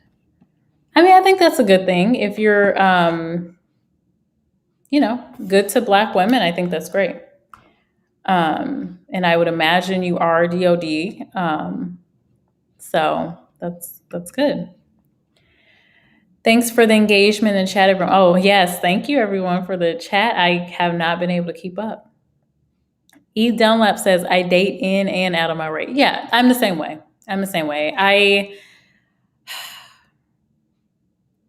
There's one group that I probably have dated a little bit more, but yeah. So E. Dunlap is saying I date in and out of my race. I truly don't have a preference. Now, are you dating for marriage or are you dating for fun? That's my question for you, E. Dunlap. Because I'm curious. We get this save and build a man advice, not from, oh yeah, I don't know. I don't agree with that either. I don't agree with that. Who is even saying that? I hope Black women are not saying that. E, are you married? E says, I'm already valued because I was born. I am valuable regardless of everything I have been through, period. So again, my definition of value, like from a society standpoint, is always probably going to be, Are you are you contributing something positive, right? Are you contributing something positive to your society, right? That's the goal. That I would imagine is the goal for most people. But here's the thing: we have these menaces to society in multiple groups, right? It's not just we're talking about Black people here, but come on, there's menaces all over. All like if you just look at the news, you just sit and watch the news, and you're just like, who are these people? Like, stop messing up our society. So that's what we're aiming not to be. You don't want to be a menace. You want to be adding value into your society in some sort of way. You could be volunteering, you could be working, you could be sitting at home offering advice to kids, you could be taking care of your home, like you could be running a farm, like all types of things you can do to contribute to society. And I see all of that as valuable. DOD says, no, I have opted out of marriage and kids. Plus, I'm deemed too old and don't care. Wait, Edenlet, remind me again how old you are. You're probably not that old. You're never too old. Now, for me, yes, I said 35 would be like, I'm kind of joking. I just saw that and was like, psh, I'm kind of joking. Who knows? Like, who knows what I'll feel later. But yeah. Okay, because I'm in the market for a woman 50 to 60. Ooh, DOD. Wait, what happened to? Wait a minute. What is going on? Aren't you already taken? What's going on? Okay, so you're in the market for a woman 50 to 60 with no children. DL said, I don't want no kids. Okay, we're joking around now at this point. I've said my piece. That is the video.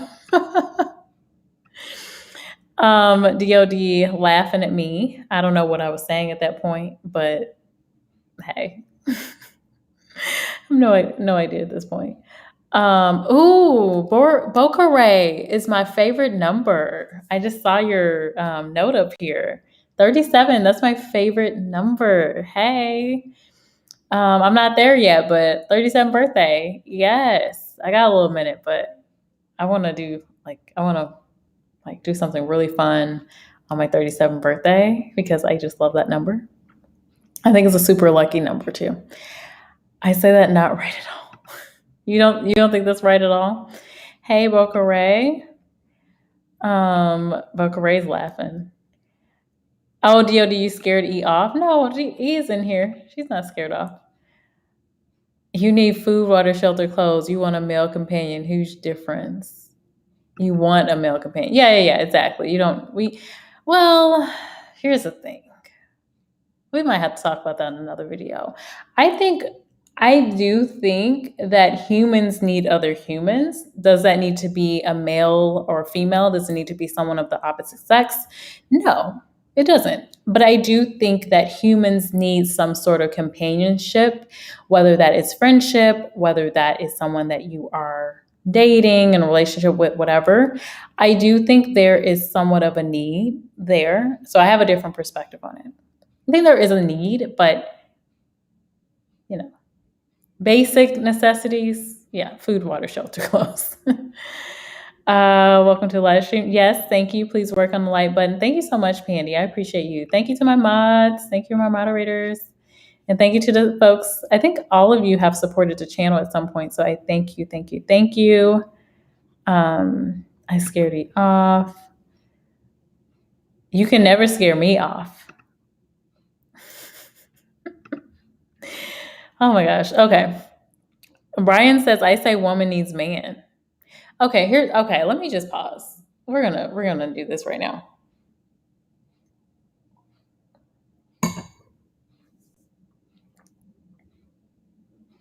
So women need men.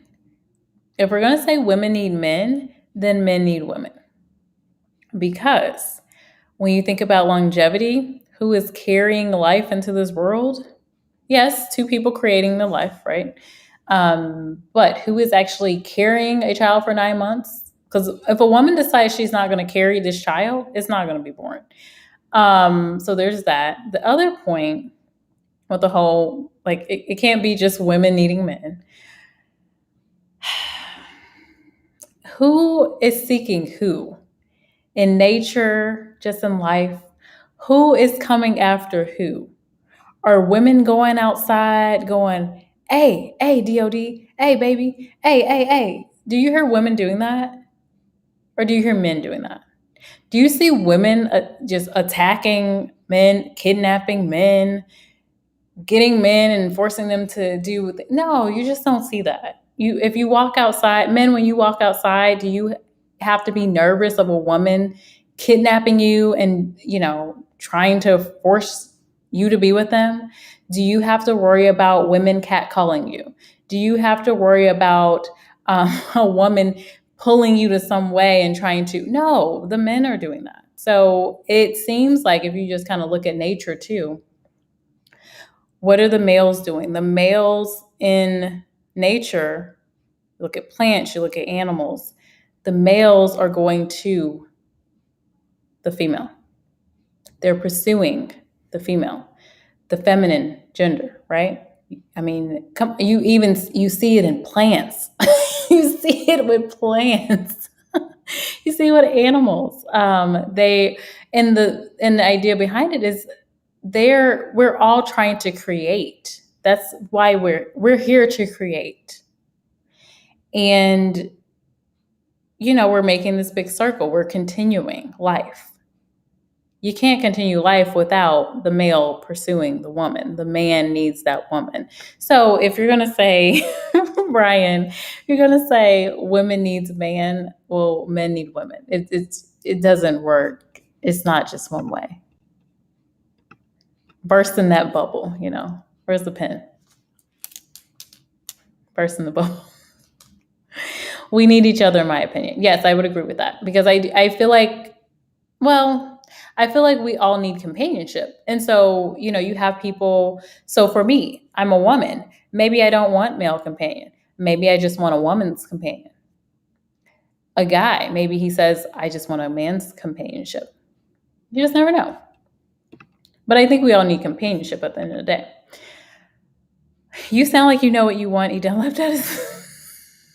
That's a feeling. Yes, Eden Love knows what she wants.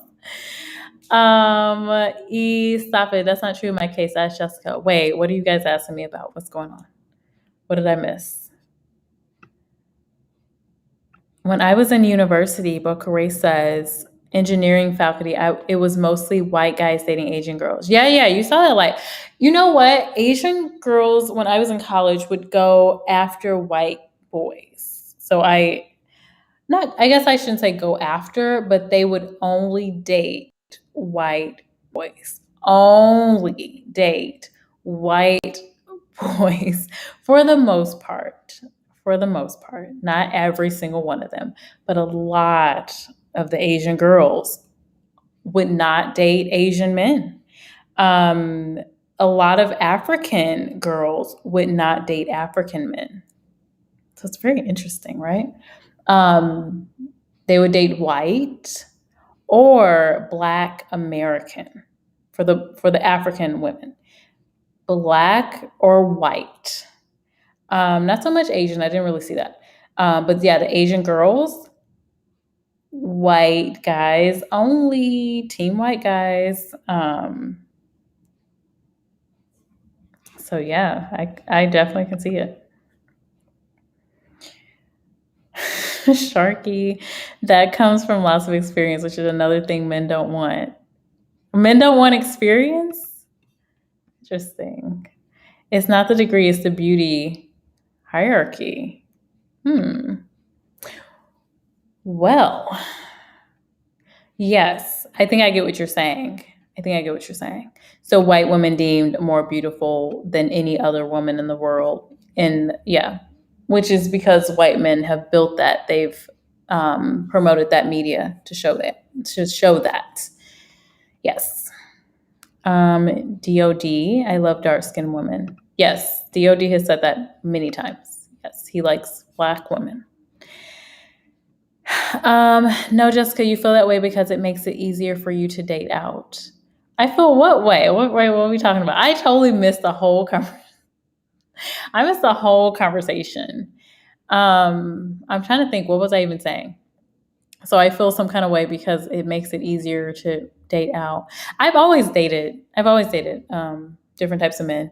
My first kiss, according to my mother, some white kid kissed me. So I don't know. I've been interracially intermingling since the beginning.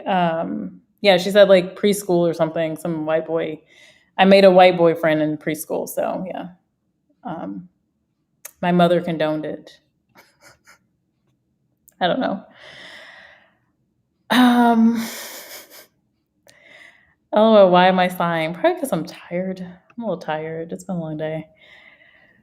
DOD says, "See, I told you." DOD is laughing. What is going? I missed the whole conversation. Boca Ray says, "I have an idea. Jessica dates white IT professionals. I date. I mean, I date in and out of my like. I don't really care. I date professional men. Yes, I like to date professional men. I like. I don't know. I like men that can teach me something different. That I can hold a conversation with. Attractive, tall, all that good stuff. Sharky. Oh my goodness. Okay. Eden lab, nothing wrong with that. After a certain age, I'd expect someone to have a certain amount of experience. The odds of meeting a 40-year-old V, like the movie, are next to none. Interesting. I've met that before. They happen to not be in my race, but yes, I've met that before. It was a referral. Someone referred me to this guy. I don't even know why. Like literally, we're like it was not my immediate circle of friends. I'll just tell you that. It was someone I worked with. They said they knew someone that I work with, asked them about me, and they were like, and they were super Christian and super duper, probably the biggest Christian I have ever met in my entire life. Yeah. That's all I'm gonna say about it. I'm trying to get through this comment stuff. You say you think so too, DOD? You guys think I exclusively date white professionals? Okay. Sharky says they want V's and still experience. How did we get here? So you're not submitting to the man, you're submitting to the money. I don't know. I guess so. What's easier? Probably the money would be easier. Good night, Donna Ree. Oh my goodness, this combo is so funny. Okay. Let me get to, I gotta wrap things up too, because it is time for bed, right? It's Thursday night. Let's see. Wait, I thought you said marriage would get Black people out of poverty. No, I don't think marriage will get Black people out of poverty. No, I don't. I don't think that alone will get Black people out of poverty. I think that Black men focusing on the community and building in the community and being very loyal to their community first and making very smart strategic decisions for their community. Like, again, focusing on the community. Again, going back to my what is valuable, someone that's taking care of their family, taking care of their community. The Black communities across the US are pretty much in shambles. Who typically builds communities? You have Black men all around the place talking about they build. So for Black men, then I guess they're building this community up, right? So I think if you have this space where there are these thriving communities, marriage is going to naturally happen, of course, because, well, as long as people see that as valuable. But I think that will naturally happen if you actually have a good community base. So thriving community, businesses, safe communities. There cannot be just menaces to society just running rampant throughout the community. There should be more businesses than churches in the community. I mean, you go to any community in the US outside of Black communities, there's not just a church on every single corner and then nothing else other than other businesses that other people have put into that community. like a Chinese restaurant, for example. How do you build off of that? So that's personally what I think. I do think, yeah, marriage is a great thing when you have good, valuable people coming together. But if you put a person that's not valuable, let's say it's a woman that wants to sit around all day and not take care of kids, and you put a non-valuable man, let's say it's a man that doesn't want to work or wants to run around the neighborhood acting rampant or making babies from here to this house and have 15 kids like Future, that's probably not, it's probably not a great community, right? In my perspective, it's not going to be a great community. We see it's not working. You can't just, because you can be married, men can be married and still make multiple homes and still run rampant and still, like, it's all about the value. Are you a valuable person? Do you want your community to thrive, or you're going to do the things that will help your community thrive? Black women, we're seeing trends of Black women doing things, yes. But it starts with the men. This goes back to my original video. Poverty starts with Black men. It starts with Black men. Otherwise, I think the only other option would be, let's say the Black men are like, no, we don't want to do anything for our community. We're going to keep doing the same thing. Just, we're not going to be mentors to the kids. We're not going to build. We're just not going to, for whatever reason. They just say no. Well, I think the women would then bear the brunt, like we already feel like we do, bear the brunt of moving out of that community and going into another man's community and building. And then that's how, I guess, you get something of the Black community. I don't know. Those are my only two options right now, because I'm trying to think even more. I don't know. Or even connecting to people that come here from African countries. I feel like they may have a better take on what to do to build thriving communities, but I don't even see a ton of their communities, which maybe we just need more time. Yeah, I don't know. Building new communities, just building new communities. Either build your existing ones or start fresh. Those are the only thoughts I have. I really think it has to be community-based and instilling the importance of adding value into your community. I don't think enough Black people see value in their community. And of course, Black women aren't. Like, if a community is unsafe, my advice to a Black woman is like, leave. Like, why would you be in that community? Leave, because you would be the weakest link. And we see this on the news trending all the time. Women have so many things to worry about. We don't need to be in unsafe environments. But then we have these conversations where these men are saying, submit, right? Submit to, but if you can't be in a safe environment, I don't know, you're probably going to be a little rough and tough, like the girls in New York. Girls in New York are a little tough. And I guess so, because if you're in the Bronx, you can't just be delicate flower, or else you might get messed up.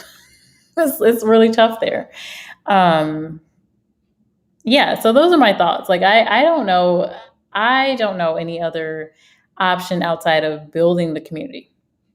You have to build a community. There's no other option. Even if all the Black people were to just leave the United States, you still have to build a community. You have to have a community. You just have to. But I don't know. What are you guys' thoughts?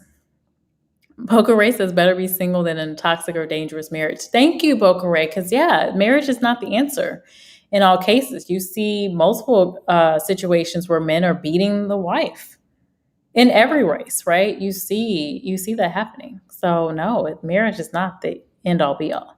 Just like just finding a rich husband isn't the end-all, be-all. What if they're crazy? What if they're what if they're dangerous? What if they're not smart? All kinds of things. E. Dunlap says to stay away from drama. DLD shaking his head. DLD is always shaking his head in my lives. I know you don't agree with me. E. Dunlap says I date for fun. Yes. Love that. Figures, over 40. Oh, you are over 40. Hey, I'm trying to be retired when I get to your age. Hey, show me the way. But no, on a serious note, I am. Boca Ray, I'm 37. No, you're 37. 37 is my favorite number. I love that number. I'm a happy old man.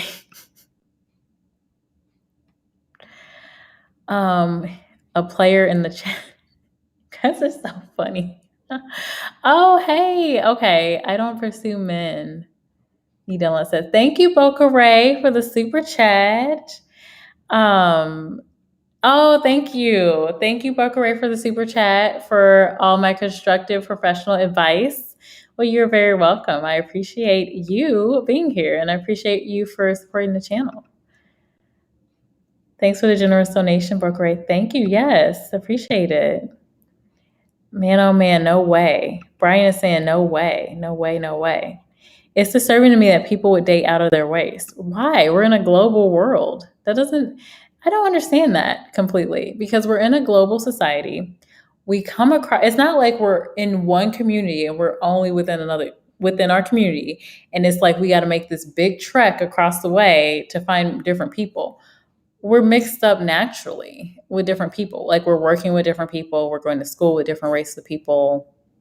I mean, it's naturally going to happen. You're not going to have every single person say, you just naturally find someone of their same race. It's going to happen where you just meet someone, just like I don't have friends all of the same race.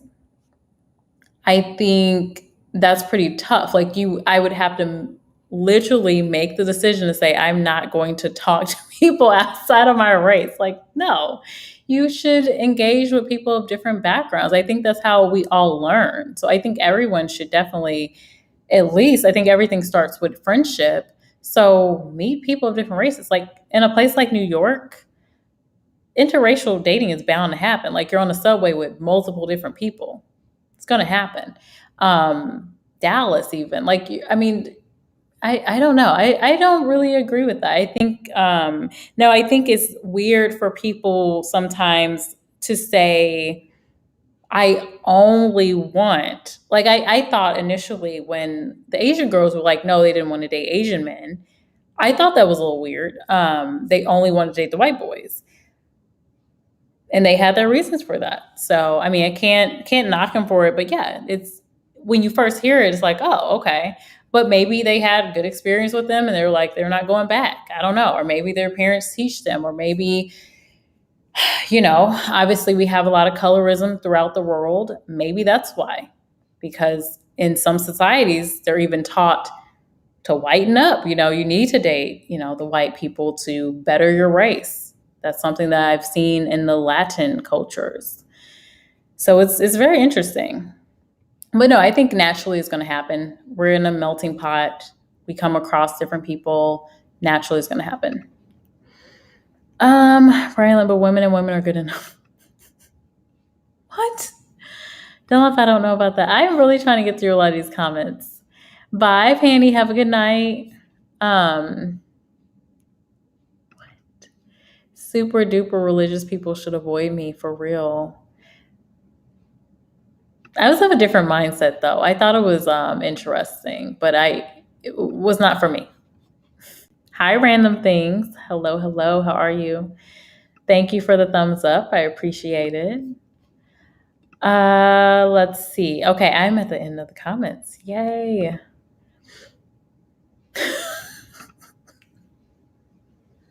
E. Dunlap said, the churches are truth-thieving businesses. I have a lot of thoughts on the churches. Now, I think churches can serve a lot of good, but all of the churches are definitely not. I think it depends on the motivation, for sure. I think that a lot of money is taken out of the Black community and given to these churches, which goes to a handful of people, and who actually gets help from these churches later on. Yeah, more and more, I don't really see a lot of value in the church, especially if you watch my video about Black churches. Just search Black churches, Jessica Hicks, probably. I have issues with the Black church. I do. I don't think they're doing enough for the community. I almost think they're draining the community and teaching improper things to our people, teaching poverty mindset to our people, leading our people to vote certain ways, even like doing just a lot of things that it just doesn't seem right. DOD says, I agree. So you agree about the churches. Cynthia G has we messed up.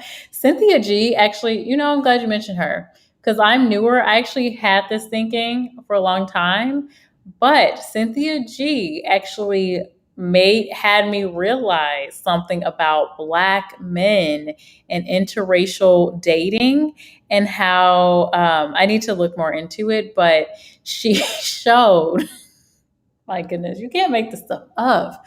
So she showed these men pushing for segregation, but like holding signs that they're trying to date interracially. Like they were pushing this interracial dating. And it's like, there's just too much wrong with the community for there to even be like this huge focus on interracial dating. But I do see a lot of videos of Black men pushing interracial dating. And it's like, you have time for that. You need to figure out this community. You need to figure out what's going on with the Black community, not focusing on your interracial dating patterns. But hey, that's what the men want to do. That's what they want to do. Probably should have brought that up in the other video on Tuesday. Okay, so last comment I think of the night is get out of drama-filled community. Yeah. Unfortunately. Yeah, it's unfortunate, but yeah, it's a lot of drama, a lot of just too much happening. So yeah, you may need to leave your community. And like, look what happened with Nipsey Hussle. He really tried to help his community, and look what happened to him. Again, menace to society, bringing it for everybody. Let's see. The numbers you show doesn't reflect what Sinji. Oh yeah. I'm not making this video for Cynthia G. This is not about Cynthia G. This video is just to go through. I wanted to really do a deep dive using Blackdemographics.org.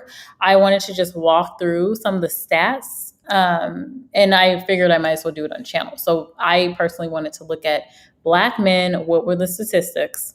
And then Black women, what were the statistics separately? Because I was trying not to compare the two. I didn't want it to be a Black men versus Black women, which I think are a lot of comparisons happening. But I mean, the only time I think I'll compare Black women so much to Black men is probably education and earnings, just like I would women to men, education and earnings.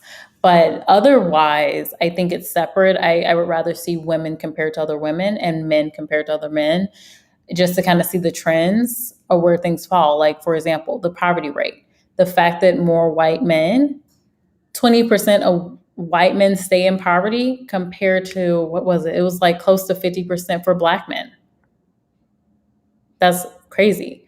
The stats for Black women and white women were closer. So it's like, some things that you should be comparing to different groups. So the only thing I didn't like about the Blackdemographics.org is that they didn't break down the races for us. So it just said all women. On Tuesday night, it just said all men. But I would have liked to have seen, like, is it Asian? Is it Hispanic? Is it, we don't really talk about Native people in this country, which is insane. We don't talk about natives. I would love to see a breakdown of natives, Native Americans, or indigenous people. But yeah, I didn't give any of that breakdown. It just said all, like everyone else. So I'll definitely have to do another deep dive into that. Okay, let's see. About interracial dating. Oh yeah, this wasn't really about interracial. Oh, you're saying so the stats that I show doesn't reflect what Cynthia G said. Yeah, I agree. On Tuesday night when I showed Black men, I highlighted that. I said, not all Black men are just out here interracially marrying. Now, dating, that's what we don't know, because that was all about marriage. We don't know how many Black men are dating interracially, but we definitely see that they're probably the biggest group that broadcasts it a lot. That's not a word. Broadcast it all over social media. They talk about it a lot more compared to, from what I see, other groups of people outside of maybe, I'm trying to think if there is a group of people that actually broadcast when they're dating other groups. Yeah, I don't know. Yeah, I really haven't seen other groups. Like, I don't see white men saying, like, "Ooh, I got a black girl," or "I got an Asian." Like, I don't really see them doing that on social media. Um, but I'm also not, I mean, I'm not looking for any of that. However, I do hear naturally in the black community, we hear black men, well, Godfrey, that guy, that comedian that's always on Vlad, he was all over YouTube. You couldn't go on YouTube without seeing Godfrey because this guy went off because of a, bless his heart. He went off because he saw an advertisement of just a white man and a black woman together, like a billboard in the middle of New York somewhere. And I mean, yeah, typically it just doesn't, I don't know. It's weird. It's just a very weird thing. Very weird. But yeah, you normally don't see, but you do see black black men more vocal about when they're dating interracially for some reason.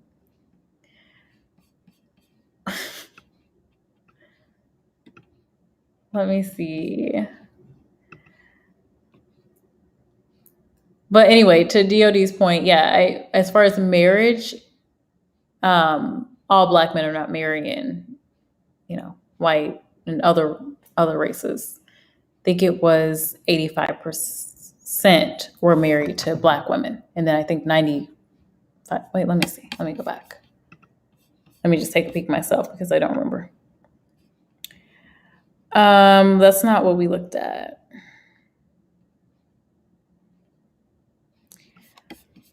And I closed out the one for black men. No. Oh, here we go. Okay. I found it. You know what they didn't do for the black women? They didn't give the deep dive on where black women are better able to find work. I did that for the black men.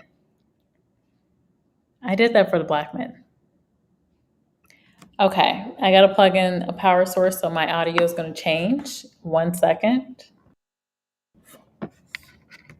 It's going to be some bad audio for a minute. Otherwise, my computer will die. Okay, hopefully you can still hear me okay, though. So, what was the percentage for black men? So 85% of black men had a black wife, 9% had a white spouse, 93% of black women have a black husband, and then 4% have a white spouse. So those are the stats. So I will agree, like, yeah, there's a lot of people saying they're married. But I think where Cynthia G is probably coming from is that more black men promote and say like they're married to the white women, and they just promote it a lot more. So I think that's why. Sharky says, to each their own. DOD, I agree with Jess. I've dated about every ethnicity of women, not for the sake of the variety itself, but there is something about the woman's quality that appealed to me. Thank you, Sharky. I appreciate you commenting that. Because yeah, we're in a society where, again, men are the ones typically they're doing the chasing, they're saying, "Ooh, you look good. I like you. I want to know more about this. You're interesting. Come closer." I don't know. Obviously, I'm not a man because I probably have a terrible pickup game. just come over and be like, "Come closer." Terrible. I'm not a flirt, so hey. If anyone's like dating me, they like really made it direct that they were interested. Okay, so DOD says the black women are the most beautiful women on the planet, period. Mic drop. Oh, I do have a mic, but I'm not going to drop it. Okay, let me finish this. We're closing it down soon. This is going longer than I thought it was going to go. I would never downgrade to another race of woman. I respect myself too much for that. And you know what? I think a lot of black people don't see the value of being Black. We might have to talk about that in another video. So they don't see it as a downgrade, and a lot of cultures don't see dating white as a downgrade. They see it as an upgrade. And I think a big part of that is because of like when you look at the wealth, you look at who owns things, you look at what's on media. What has the media shown us forever? That white is best. That's what we've been all educated, not just in the United States, but around the world. For example, China has been seen to do a lot of deprogramming. They're trying to deprogram their people and say that Chinese people are best. They're doing deprogramming efforts. At least that's what I've been seeing in videos. Should we be like deprogramming each other? Do we have to be deprogrammed? I don't know. But thank you for commenting that, DOD. Appreciate it. Yes, and there are beautiful women in all races. There's an old saying, comparisons are odious. Am I pronouncing that word correctly? A beauty is transitory except for Black women's beauty. Well, Black women were the original woman, right? That's what science tells us. So, which kind of makes sense because it just makes it makes sense. I'm just gonna say childbearing hips. That's all I'm gonna say. But no, Black women, scientifically, the first woman. He Dunlap says we hear you. Okay, cool. Okay. Very good. If you look at history of genetics, interracial relationships have been going on since the beginning of time. Thank you, A Better Tomorrow. See? But yeah, I mean, I don't think it's ever going to stop. We're just a melting pot. I don't think it's going to stop until we're all one, until we all just become maybe one color, one race. I don't know. Maybe I don't know. Maybe that's an agenda to just get us back, just get us to one. I don't know, because so many things we create in this world makes us hate each other. Race is one of them. And who knows, maybe there's an agenda to get us all just into one, big melting pot of a person. So we'll all be maybe tea colored, or I don't know what color, tan colored or something. Who knows? Because when you look at genes, like when I look at Black people in our genes, you still see the melanin, but I've also seen other groups. Like I've seen like Black and Asian, and it looks like an Asian baby. So it's like, I don't know, maybe it's just going to be some mixture of something. I have no idea what's going to happen with genetics. That would be a really cool thing to study at some point, maybe when I retire. Deprogram from religion to start. Oh my goodness. Good point. Religion for sure. Religion is definitely a lot of programming when it comes to religion. In my perspective, yes. Oh goodness. I hope I'm not in this world if that were to happen. I don't think it's going to happen in our lifetimes. Well, if you're in retirement age, so it's not going to happen in your lifetime, I don't think. And I don't think it's going to happen in my lifetime. Who knows? I think it's probably a long-term plan, but that could happen. Who knows? Because there's a lot of, it's happening. It's just naturally, I think, going to happen. Yeah. So anyway, I am going to end this live stream because we've been on here for a minute. I did not plan to be on here for longer than an hour, and it is over 2 hours. So hate to leave you. Lovely conversation, but it is time for bed for me. And I'm just going to say cheers to a lovely conversation. We have gone through the Black woman stats. I do have some other statistics that I do want to look up, so we'll be talking more about that. However, we saw Black women definitely overpaid or underpaid, seemingly working a lot, going to school, but not getting that bachelor's degree at a minimum. So there's a lot of mentorship that needs to be done for Black women or Black girls in our community. Very similar to Black men, but I would definitely say from the Conversation Tuesday with Black men, we have a lot of work to do in general. So with that, have a good evening. Thank you for being here, and I will see you guys in the next video. Bye.